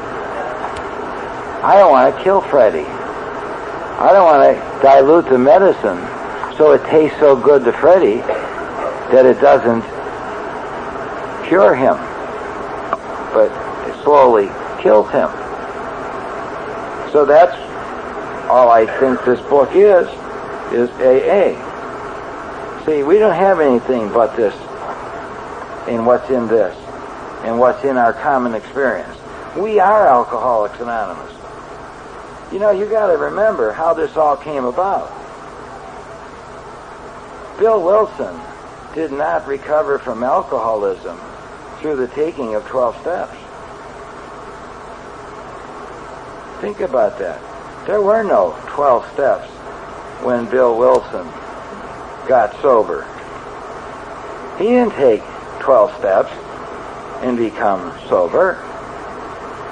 Bill Wilson had what he describes and what he believed to be a spiritual experience. I never had one. He had a spiritual experience, he says, laying in a hospital in a period in his life about the 782nd time this experience had occurred. It was hopelessness, helplessness, desperation. And he reported that something strange happened, that he saw a light and felt different. Now, I think that's spooky stuff. And I don't know that if that ever happened or it didn't happen. It's not up to me to decide. Who am I? He says, from that moment on, the obsession to drink left him. He didn't take any 12 steps. And he left that hospital like a man with a mission. For the first time in his life, he was on a mission. Instead of being worried about how much money he was going to make, what kind of deals he was going to make, how much money Lois was going to make, where they were going to live, what kind of big shot he was going to be. Instead, his mission was to talk to other alcoholics. And he went all over New York saying, I had a vision, and I don't drink. And there's a power there that removed that obsession. And they said to him, no shit. Excuse me, I want to get to the bar. And nobody paid any attention to him. You think, and we all know Dr. Bob wasn't the first one he talked to. He talked to hundreds of drunks. He went into bars, into saloons, in jails, in hospitals, and he laid hands on them, and he prayed with them. And nobody ever got sober. Nobody. When he met Dr. Bob while he was in his missionary stage. But what got him to Akron was personal, goal-oriented. He went there to make money, to get his finance back in shape, and to get back into big time. He was going to get involved in this merger that when he made that work, he could go back to Wall Street and become a superstar stockbroker. That was for him he went to Akron, not to save anybody or to tell them about God. He didn't walk into there and say, listen, I saw God the other day, you ought to make this merger. He didn't talk about that. He said, how much money's in it for me? And listen, let's put this thing together and we all get rich and we get the hell out of Akron. And that deal fell through. And the first thing he thought about when that deal fell through was drinking. And he called Dr. Bob.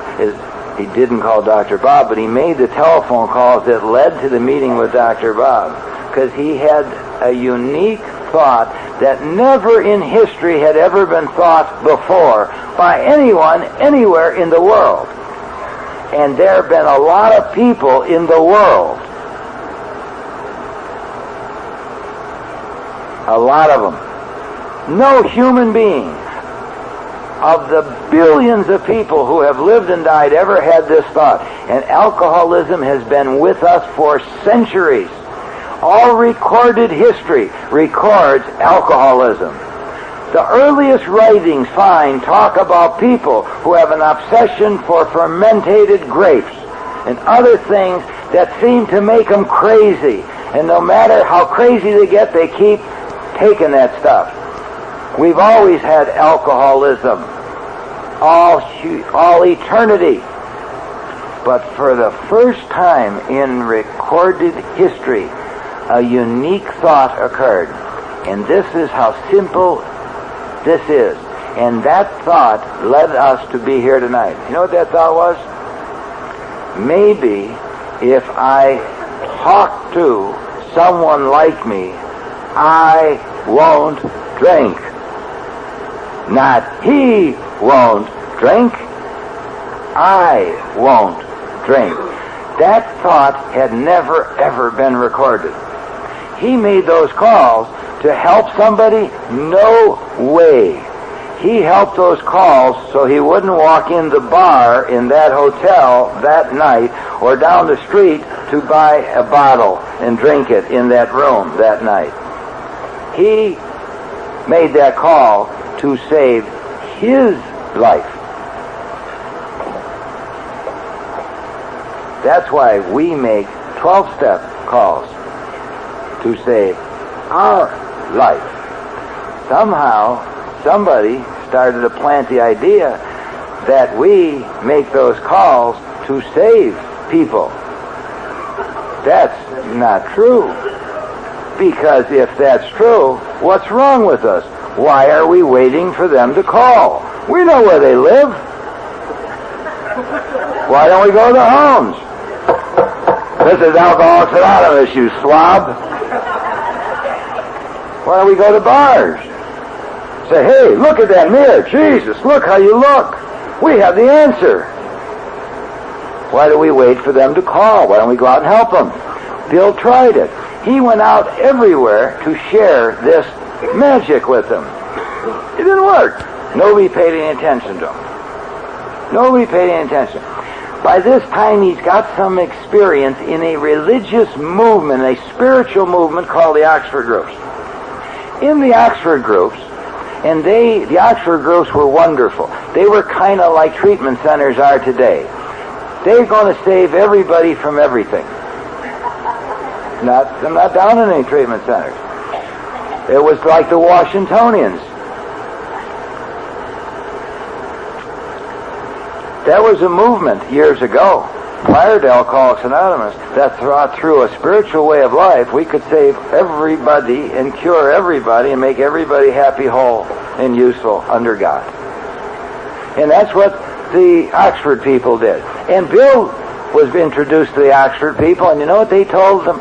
You read the Bible, accept God, make confession, make restitution, admit your powerlessness, make a decision, and practice right living.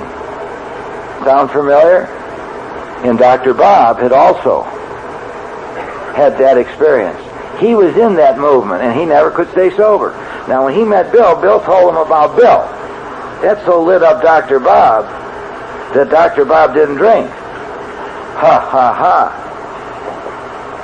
Dr. Bob stayed sober on fellowship. Ha, ha, ha. How long? Only long enough to get away from Bill. Dr. Bob, when he met Bill, said, "This man has something. God, I want what he has." And on fellowship and the strength of their communication back and forth, Dr. Bob didn't drink for a couple of weeks. And then Dr. Bob got drunk in the worst place at the worst time, in a medical convention that he went to show them his recovery and to preach to them his finding of God. I'm a new man, he went to that convention to say. I got religion. I don't drink anymore.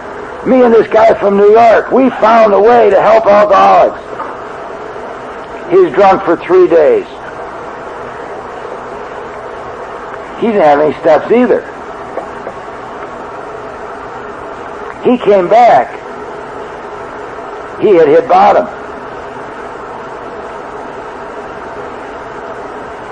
Bill said, "Don't drink anymore?" No way. Bill Wilson gave Dr. Bob his last drink. I didn't make that up. Bobby, I didn't make that up. That's recorded history. He said, "Listen, Bob, you better take this beer." Bob was sober when he gave him that beer. He said, "You need this beer." He was sober. He's going to do an operation. He also took some pills.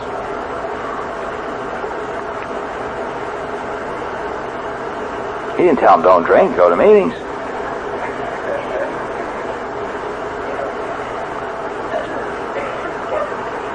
He said, "You won't drink when you're ready to not drink, but in the meantime, you better have a drink." And he gave him a drink.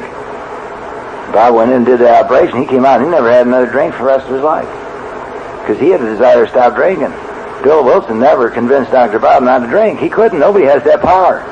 It seems like we have that power, and he did have that power for a few weeks. And I've personally kept people in AA for months. I know that. Oh, I've given them so much love, and I've excused so much conduct, and I told them, and gave them so much leeway that they stayed. Sometimes for months. I had a guy stay for 4 years.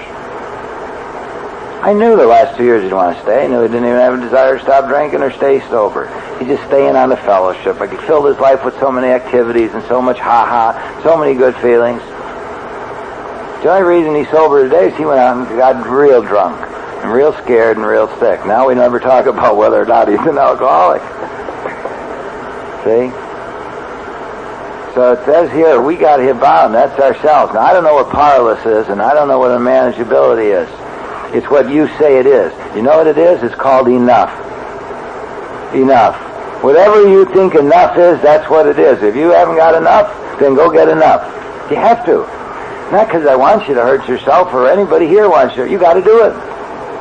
And the wonderful thing about it is you can make enough enough. You don't have to do those things to be enough. All you got to do is be willing enough to surrender enough.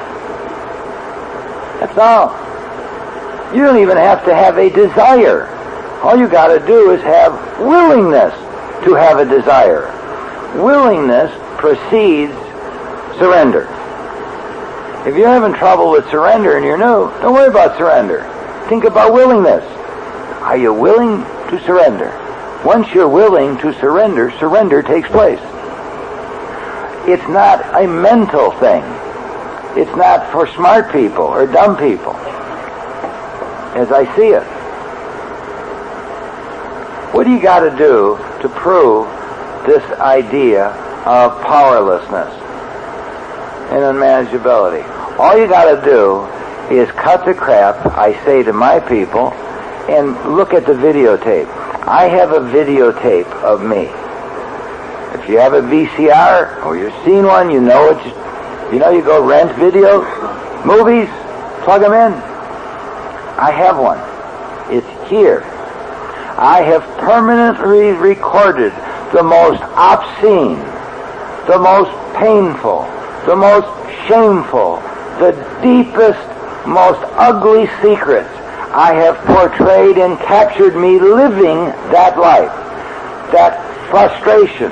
I have pictured and directed and captured on film the tears, the hopelessness, the secret prayers. God, what's wrong with me? And any time I want to think about unmanageable or powerless, I just sit back and watch my film. What's the argument? What is the argument? What's this deep philosophical conversation about powerless? Only people who do not want to stop drinking want to talk about what does powerless mean. I don't buy powerless. Know what they're telling you when they say that? I don't want what you have, and I'm not willing to go to any length to get it. And yet we spend hours and hours trying to convince them they're powerless over alcohol. What's unmanageable? For me, I had enough. You don't think you had enough? Then you gotta have some more. And that's really all this book says about that stuff. Nothing else. Any questions about that? Anybody? Or comments? Disagreements? Doesn't matter. I mean, I'm not here to teach anything. I don't know if any of these things I'm saying are right. It's just how I believe it to be today. And I'm not saying you got to agree with this. It's just the accumulation of my almost 18 years. And maybe when I'm 19 years sober, I won't think this way. But I'll tell you, the only thing I got to hold on to, it got me here. It got me from day one to day whatever that multiplication of days times years would be. And I'm not supposed to be here. You know why I'm not supposed to be here? Because I'm too smart to be an alcoholic. I'm too intolerant to be a recovered alcoholic. I believe too much in the perfectionism. I want my way. I shouldn't be a recovered alcoholic. I'm opinionated. I'm a fault finder. I see all the faults in everybody around me, and I know what they should do. I've always known. God gave me a special talent. All my life I've looked at you and been able to see your faults. Guys like me should not make it. See? So, something happened. I got here, and I'm still here. And all I did was accumulate these beliefs and act upon them. But maybe they're not true. Any problem with powerlessness or unmanageable? Let me tell you what I do with the beginners. Every once in a while, with a big class like that, and I encourage them to say what they say. Because you see, there's no right and wrong, and there's no good question or bad question. There's no dumb question. There's just an inquiry. So I say, well, you having trouble with this idea of powerlessness? I'd say, okay, let's suppose you have a 4-year-old little girl. 2 years old, 3 years old, I don't know. I'm not good with little kids. And this little girl, your name? Jerry? This little girl, Jerry, has never seen a match before. And I call her up and I say, Betsy, come here. Come here, Betsy. And I light this match. I say, Betsy, come here. Put your finger here, honey. Betsy won't know anything.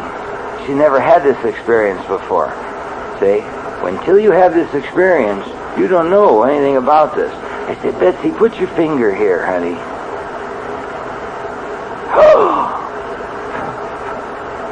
2 days later, hi, Betsy. Come here, honey. Here, Betsy. Put your finger in this flame. Betsy goes running away. Mama! You know why? That's normal, controllable, experience reaction. I'm an alcoholic. Oh. Oh. Oh. Oh. Oh! I put my finger in the flame time and time and time and time again, knowing intuitively what Betsy knew, that it burns, but I believe this time it'll be different. Betsy never says, well, this time it'll be different. She runs from the flame. That's called powerlessness.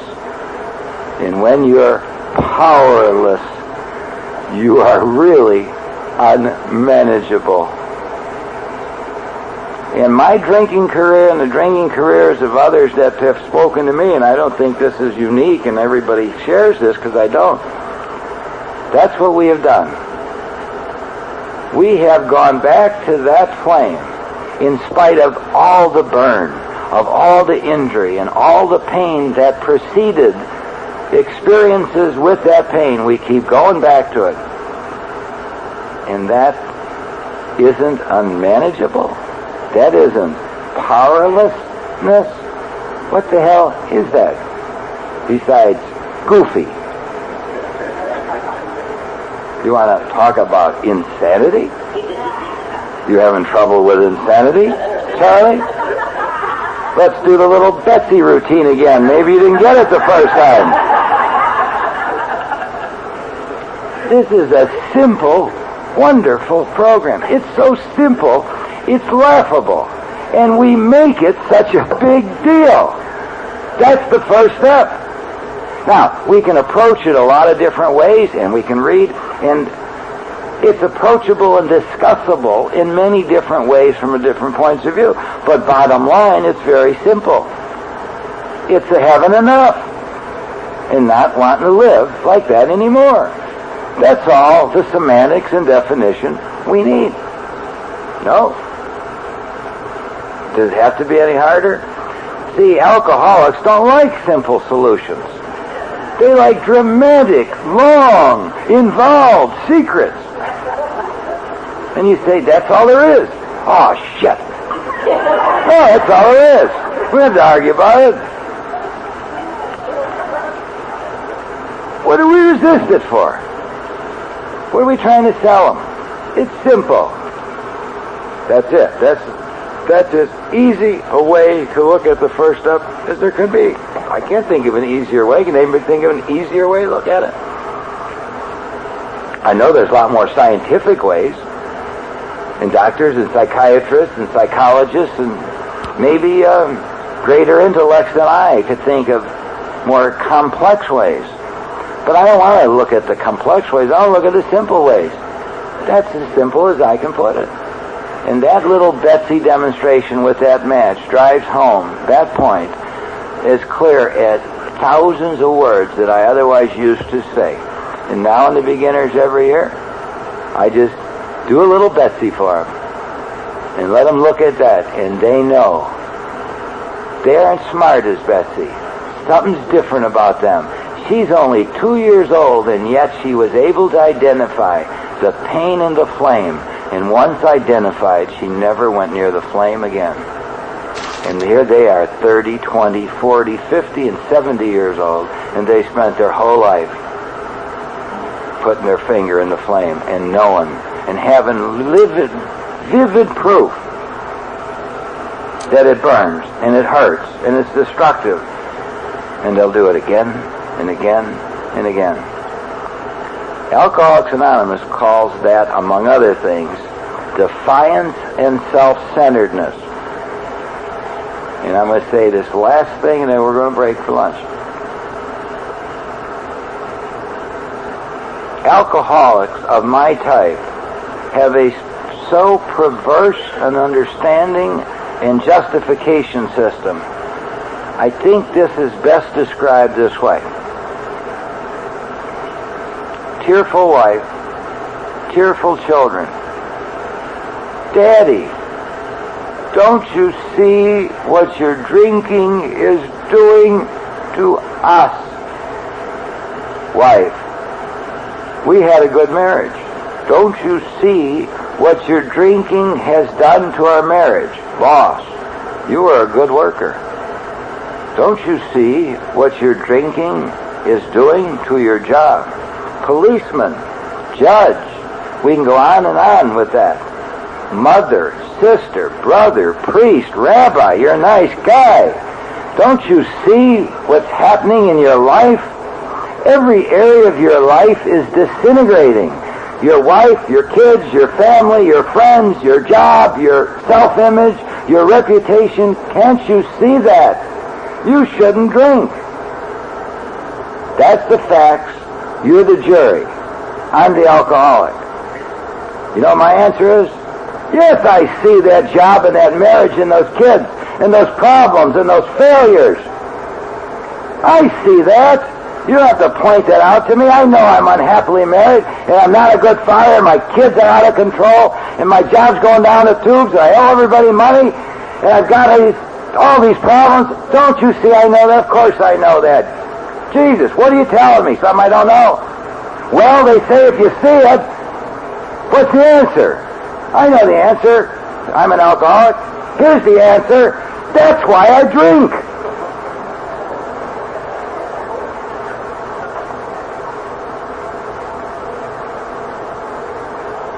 And I believe that.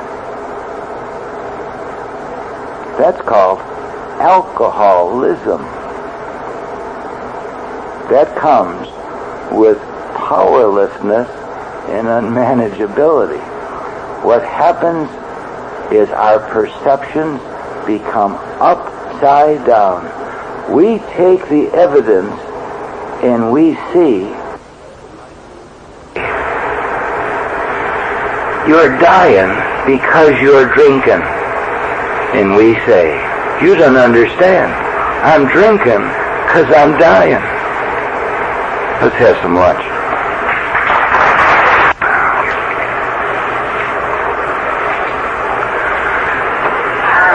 Well, you know, I took a walk during lunch.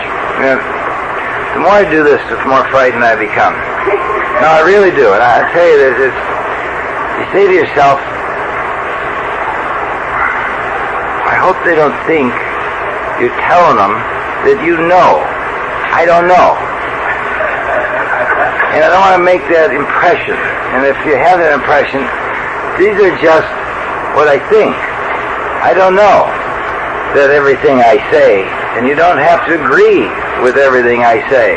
This is just how I see it. And what Alcoholics Anonymous is a sharing of understanding.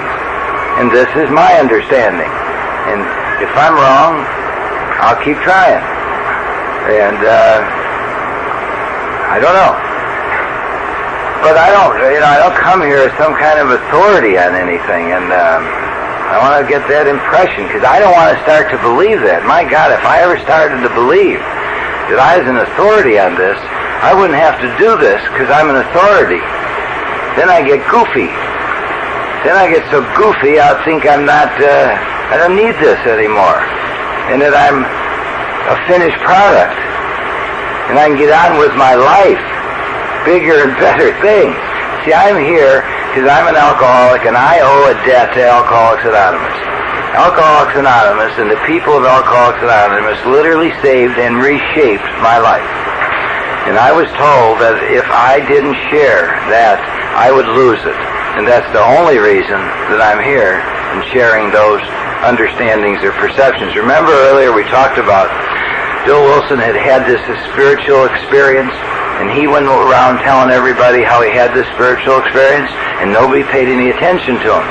And in the meantime, he's involved in the Oxford movement, which talked about spiritual way of life and changing. Dr. Bob had also been in that environment. After they met each other, they continued to go to meetings, the Oxford meetings.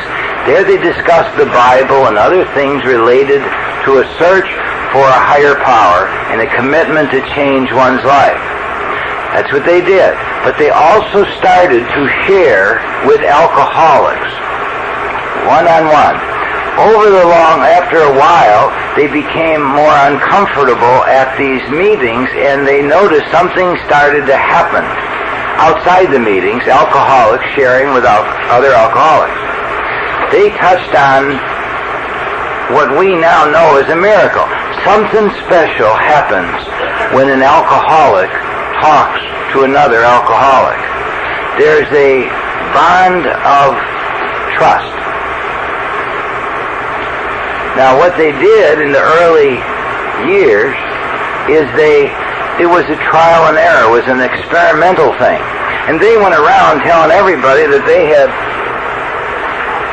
discovered a cure for alcoholism.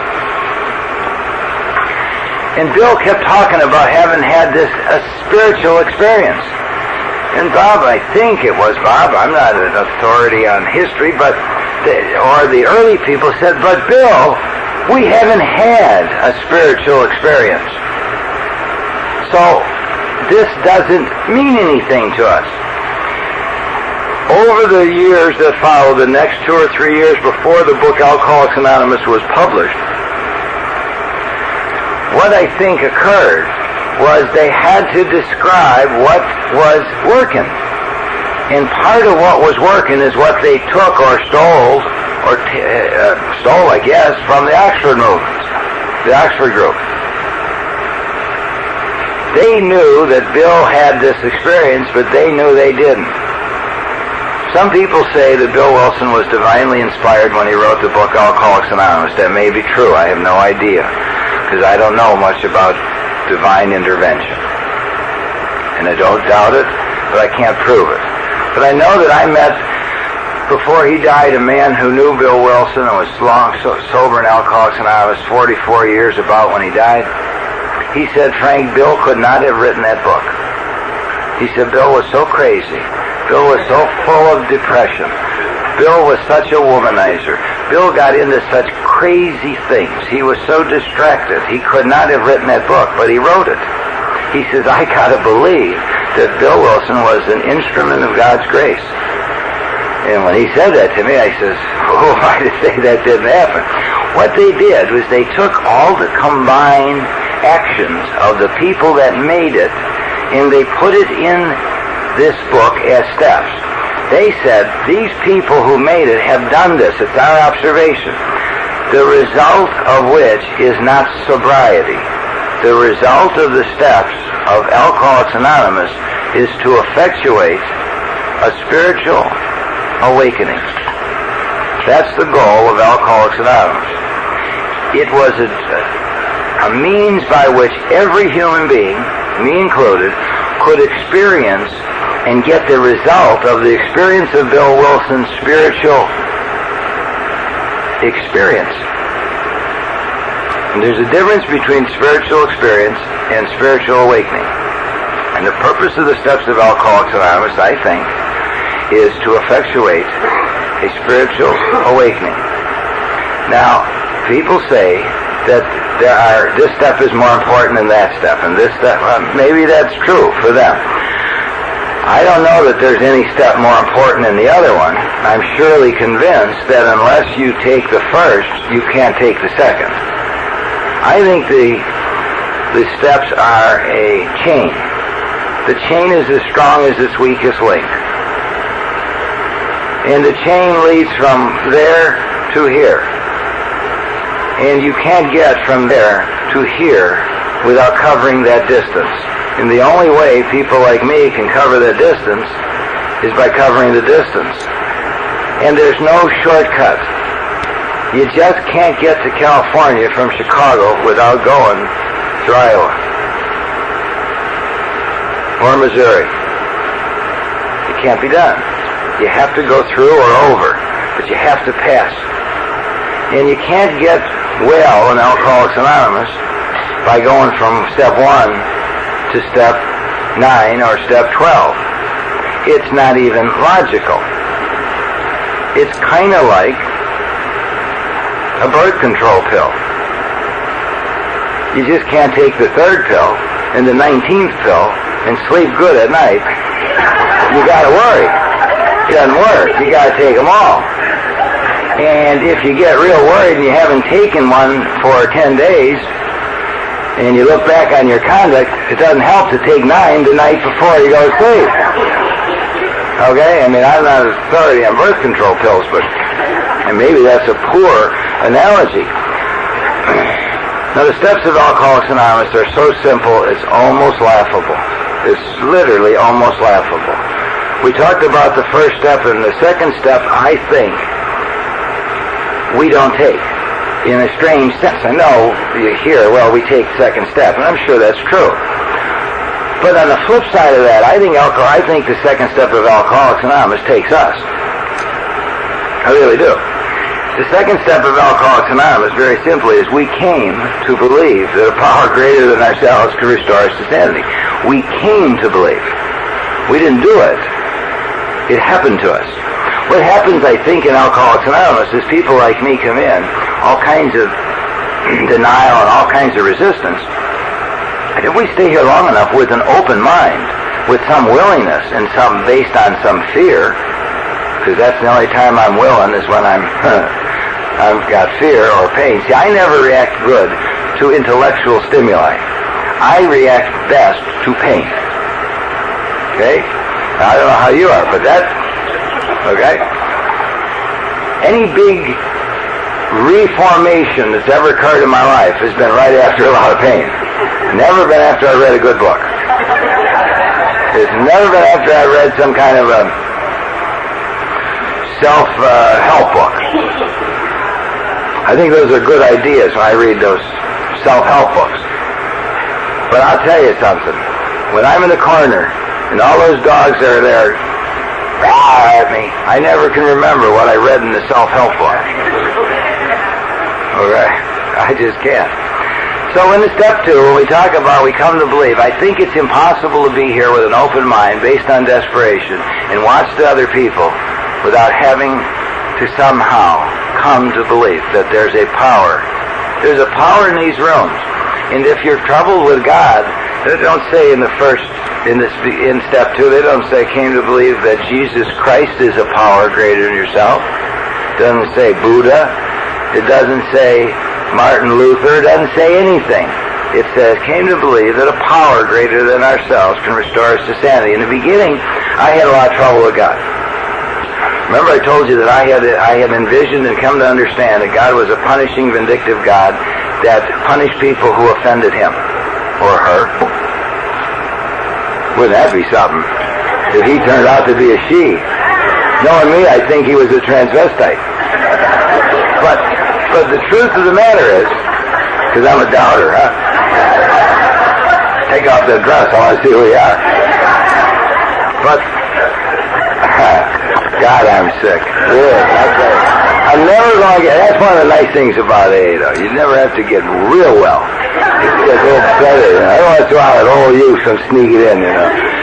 Okay. Oh, God. I forgot where it was.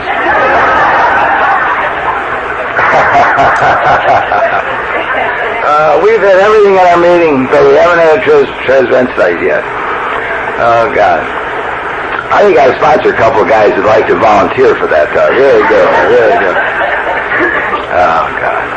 Anyway, I had a lot of trouble with God when I came here, because I really thought I thought I was uniquely dirty. I remember when I was, before I got into alcoholics, and before I got here, I really, if anybody ever was able to open me up and look at me, I thought I had so many secrets. I had done and thought and wanted to do and did and led a life that was so offensive to any kind of a power that would be greater than myself, namely God, that I was uniquely dirty. I really did. Anything that ever had to do with sexuality, I perceived as sinful. And since I seemed to be attracted to that subject, I knew that I was uniquely, or I felt that I was uniquely bad. Just bad. And, I had prayed. I knew that a power greater than me wasn't the answer before I came into Alcoholics Anonymous. Because I'll tell you something, even at the worst, I was able to pray. I tell you how sick I was. I'm able to pray and think dirty at the same time. Somebody else is that sick too, huh?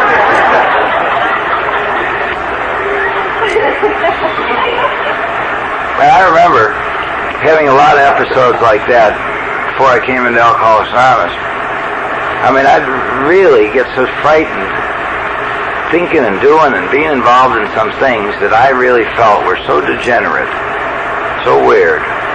And you know, look, when later on I found out most of those things were just normal. Not right, not wrong, but human beings do those things. Human beings have always done those things, but I thought I had invented perversion or something, and I was so hard on myself. I mean, I misinterpreted I'm my own worst critic.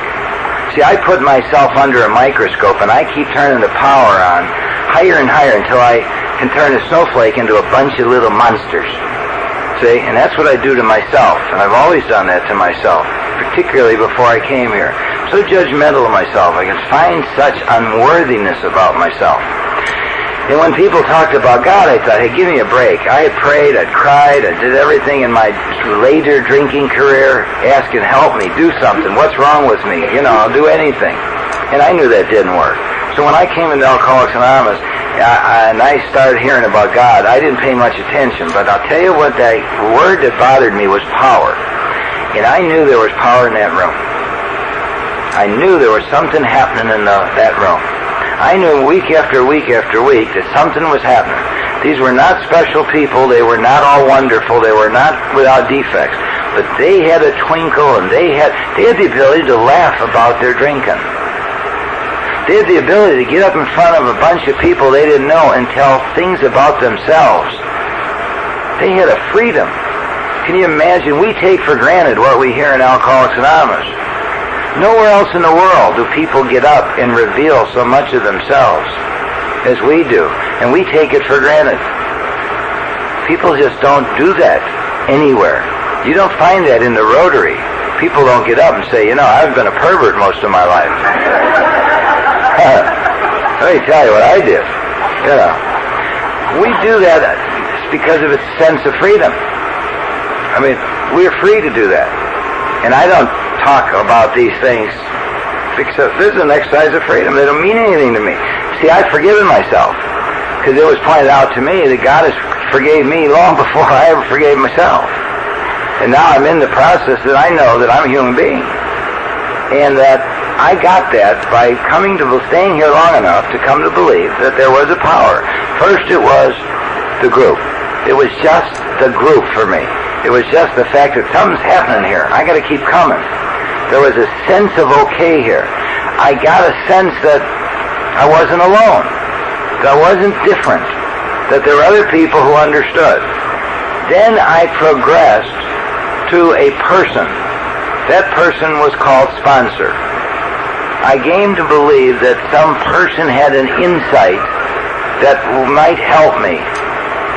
And he also had a strength that he derived from that group. So I saw a change. I saw a chain between the group and this person and me. See, I took a journey to find this God or stop arguing about God. It wasn't that easy. It wasn't hard because I resisted it. That's the only thing that made it hard. But I had to go from a group belief to a human belief to a God belief. And I didn't take that journey. That journey happened. I came, I listened, I didn't drink, I tried to do in a little way what they said, in a little way, and gradually I came to believe in a loving God. A loving God. Now, I have no idea if you're having trouble, if you're new and you're having trouble with God. I don't know that I can help you, but I can tell you this. Two troubles. One, there is no God. Well, I don't know if there's a God. Maybe there is. I don't know what religion he is. See, I'm not one of those people who are blessed with a deep-seated religious belief. That doesn't mean I don't believe spiritually. See, I argue or I convince myself there's a God. He's more than a face and he's more than a history. I think God is good. I know that good is better than evil. Good feels better than evil. See? I know that love feels better than hate. See? I know that order is better than disorder. See? I know that. I know that kindness is better than hatred. I know that peace is better than war. All those things aren't accidental in my coming to understand the nature of God. I come to the belief that all those things are God. There is a power somehow that I can't understand. I don't think any human being could understand the nature of God. If God exists, the very essence of God would make him not subject to understanding by humans, because only God could understand the magnificence and power of God. You'd have to be God to be able to understand God. Human beings seek to understand God. Seek. Never will. In this life at least. And I don't know anything about the other. Although I'm not going to be there. I'm going to be there soon.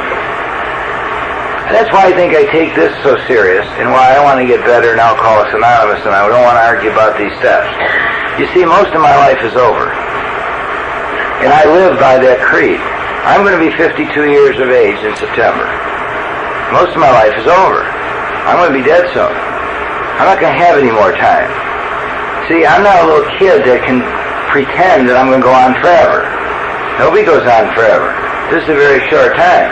Some of us die at 40, at 30, at 20, at 50, at 60, at 70, at 80. But I'm not going to be alive at 104. So at least half my life is over, and the insurance companies tell me 3/4 of my life is over. Because they got me dying at 71 years and 9 months and 3 days. They're betting on it. And when I pay those premiums, I'm betting against them. And I keep paying the premiums, they keep building bigger buildings. They must be winning more bets than they're losing. I don't know. So I have come to understand that I have got a short time. I want to be as happy as I can. I want to know enough as soon as I can. I want to get a feeling of comfort as soon as I can. Now, people think, I hear people say, well, that's morbid thinking you're going to die soon. No. It's free. It frees me. It frees me from being able to justify distraction. The distraction of I want, I need, what's going to happen. 90% of everything I've ever worried about in my life has never happened. 98% of the things that I thought if I got I'd be happy, when I got I wasn't happy. And I spent most of my life wanting or worrying. Seeking. But now God, seeking. What's going to make me happy? I've never had it. I don't know what it is. I never had a sense of that until I came onto this step 2, and they said a power greater than yourself is going to restore you to sanity. I thought sanity is no problem for me. See, I had that videotape. I still have it. See, I'm not nuts enough to be able to stand up here and tell you, in my case, I just drank too much too often. Other than that, I'm a nice guy. As soon as I stopped drinking, I became a nice guy. I've been happy and comfortable ever since. That has not been the way it is for me. So based on that idea of, I'll never argue with insanity. I play that tape, I know I'm insane. I know I was insane. You know what it says here? Just a little something in what it says. Sanity.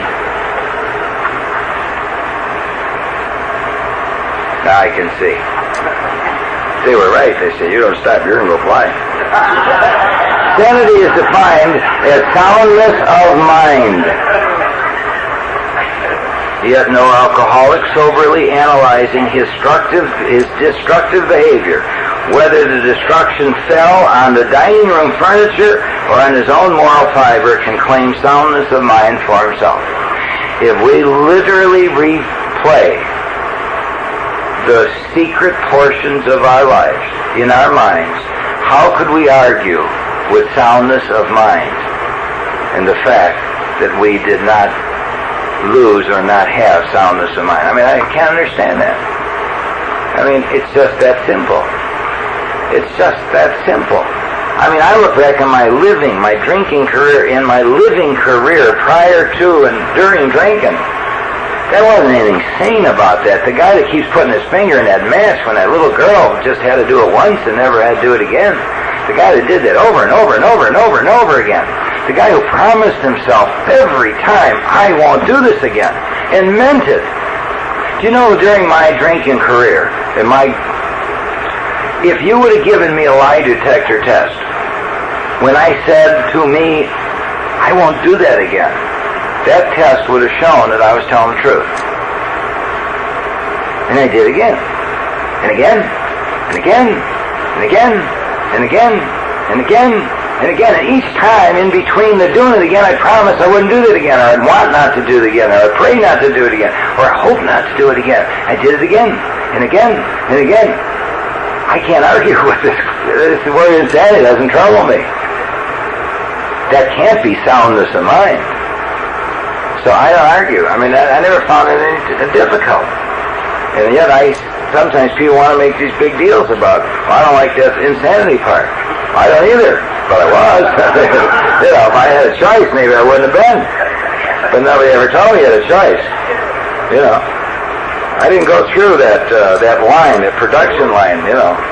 Well, you want a little insanity? No, I'll pass insanity. I'll take some comfort instead. I just was insane, maybe. I don't know.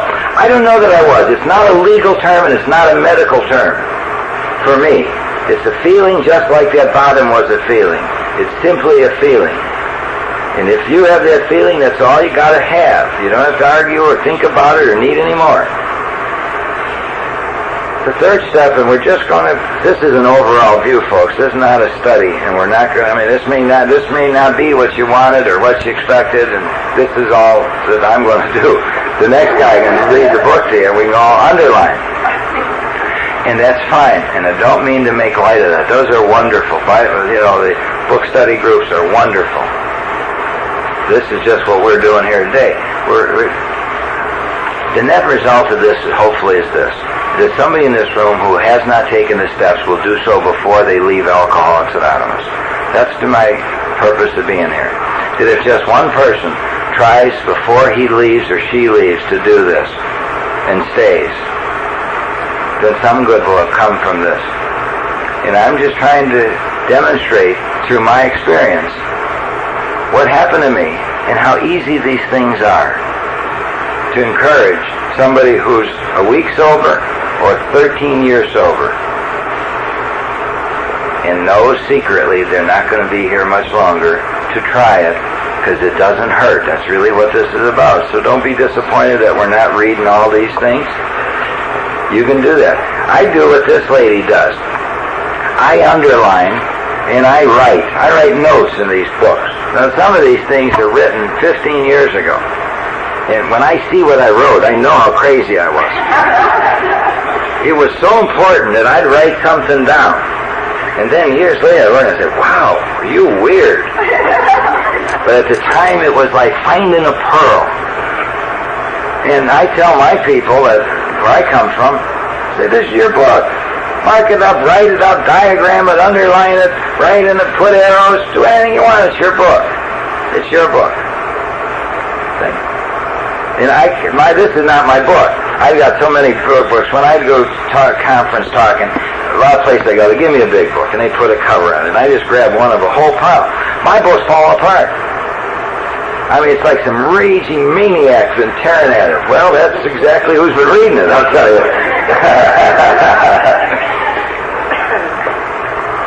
Step 3 is the easiest thing in the world. It's painless. Painless. If you can stop arguing about what God looks like, or who He is, or she is, or what it is, or what religion it is, and it's just a force of good, and you know that force of good has somehow touched the people around you, and they have told you he's available to touch you too. All you got to do, very simple, all you got to do is make a decision. Period. It's the end of the step. Simply make a decision to turn your will and your life over the care of God as you understand Him. If I were writing this book, I would have added, here's how my third step would have read. Now, if they ever ask me to do this, this is what I'm going to do. And they never will. Made a decision to turn our will and our lives over the care of God as we understood Him or didn't understand Him.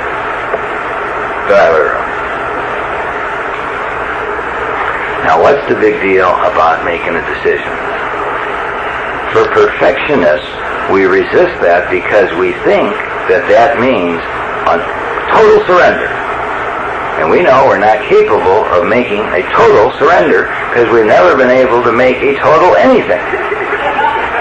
That's not what it says. It says just make a decision to try. Make a decision to try. To try what? Be perfect? Be non-human? To be godlike? No way. Make a decision to turn our lives and will over the care of God. His care. That's all. You know what that says? Decide to let God help you. Now what's such a big deal about that? Now why is that so hard? Why do people like me resist doing it? That's all it says.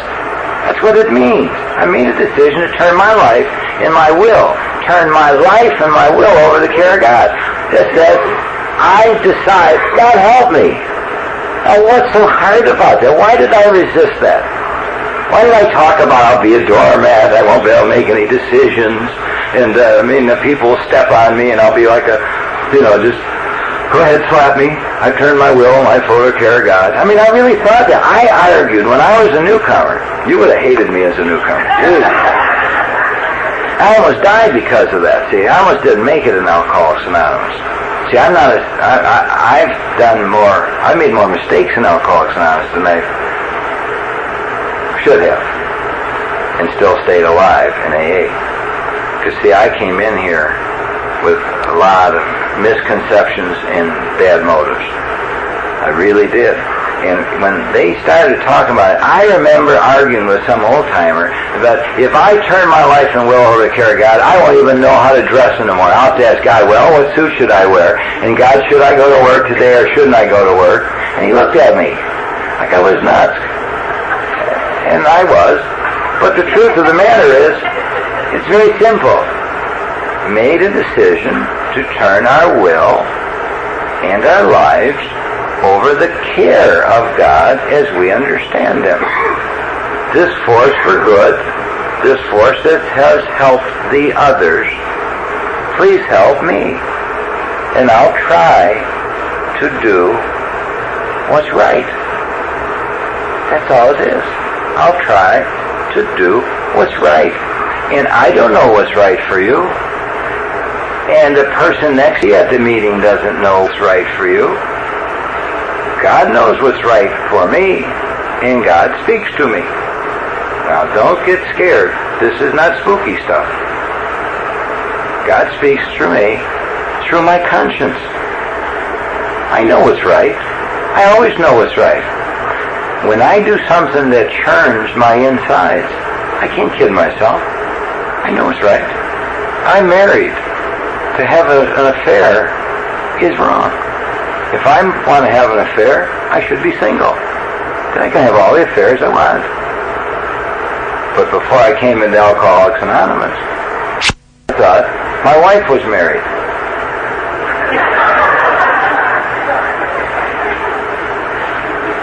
But I always felt the pain of the contradiction, no matter what I called it, infatuation or love. I always felt the contradiction here. I knew it was wrong. If I don't love this lady and I love this lady, I should leave this lady and get that lady. No, I keep them both. Try to balance that for a while. See how much spirituality results from that.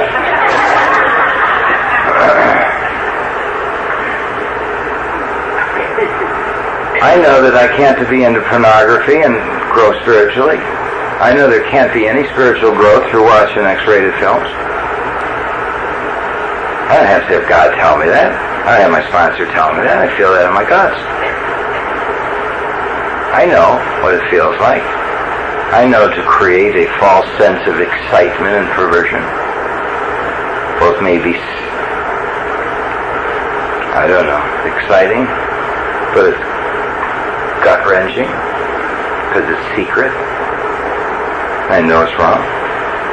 I know it's contrary to mature, normal growth in any sense of spiritualism. I don't need anybody to tell me that. That's how God speaks to me. I know I'm not supposed to steal. I know there's nothing spiritual about slapping your wife. I don't need anybody to tell me that. I got something called conscience. God speaks to that. I refuse sometimes to listen to that. Doesn't mean I don't hear it. I just refuse to listen to it. And when I turn my will and my life over to care of God, it's very simple. I'm going to try the best I can. I'm going to try with your help not do that. And sometimes I do it. I'm going to do it. Not necessarily these things I've just talked about. I mean, I pick these things in a dramatic way to drive home a point. I don't mean to limit and to focus on that kind of stuff. And please understand it. Sometimes it drives home a point, sometimes not such a off-the-target point. Because those are some of the things that seem to bother people like me. The inconsistency of living a double life. Now, when you turn your life from care and will over to care of God, as you understand, doesn't mean you never do those things. Doesn't mean you won't be tempted to do those things. And it doesn't mean that you sometimes will not, or you'll refuse to listen to that voice, and you'll still do them. You know why you're going to do that sometimes? Because you're not God. You're a human being.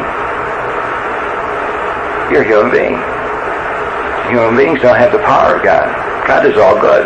God is all just. God is all loving. God is all knowing. I'm not and never will be. And maybe you will. But I've never known anybody that's turned out God-like. So if the resistance to turn your life and will over to care of God is because you feel that then you'll never be able to do those things, or if you do those things, it'll all be for naught, that's silly. Remember, I think very simply, the third step is, very simply, I decide today, based on the life I've led and the power I've seen here, to ask that power to take my life and help me. That's all. To help me try to live better and try to hear the voice of my conscience and try to muster up enough strength to follow it. Thank you for listening to Sober Sunrise. If you enjoyed today's episode, please give it a thumbs up as it will help share the message. Until next time, have a great day.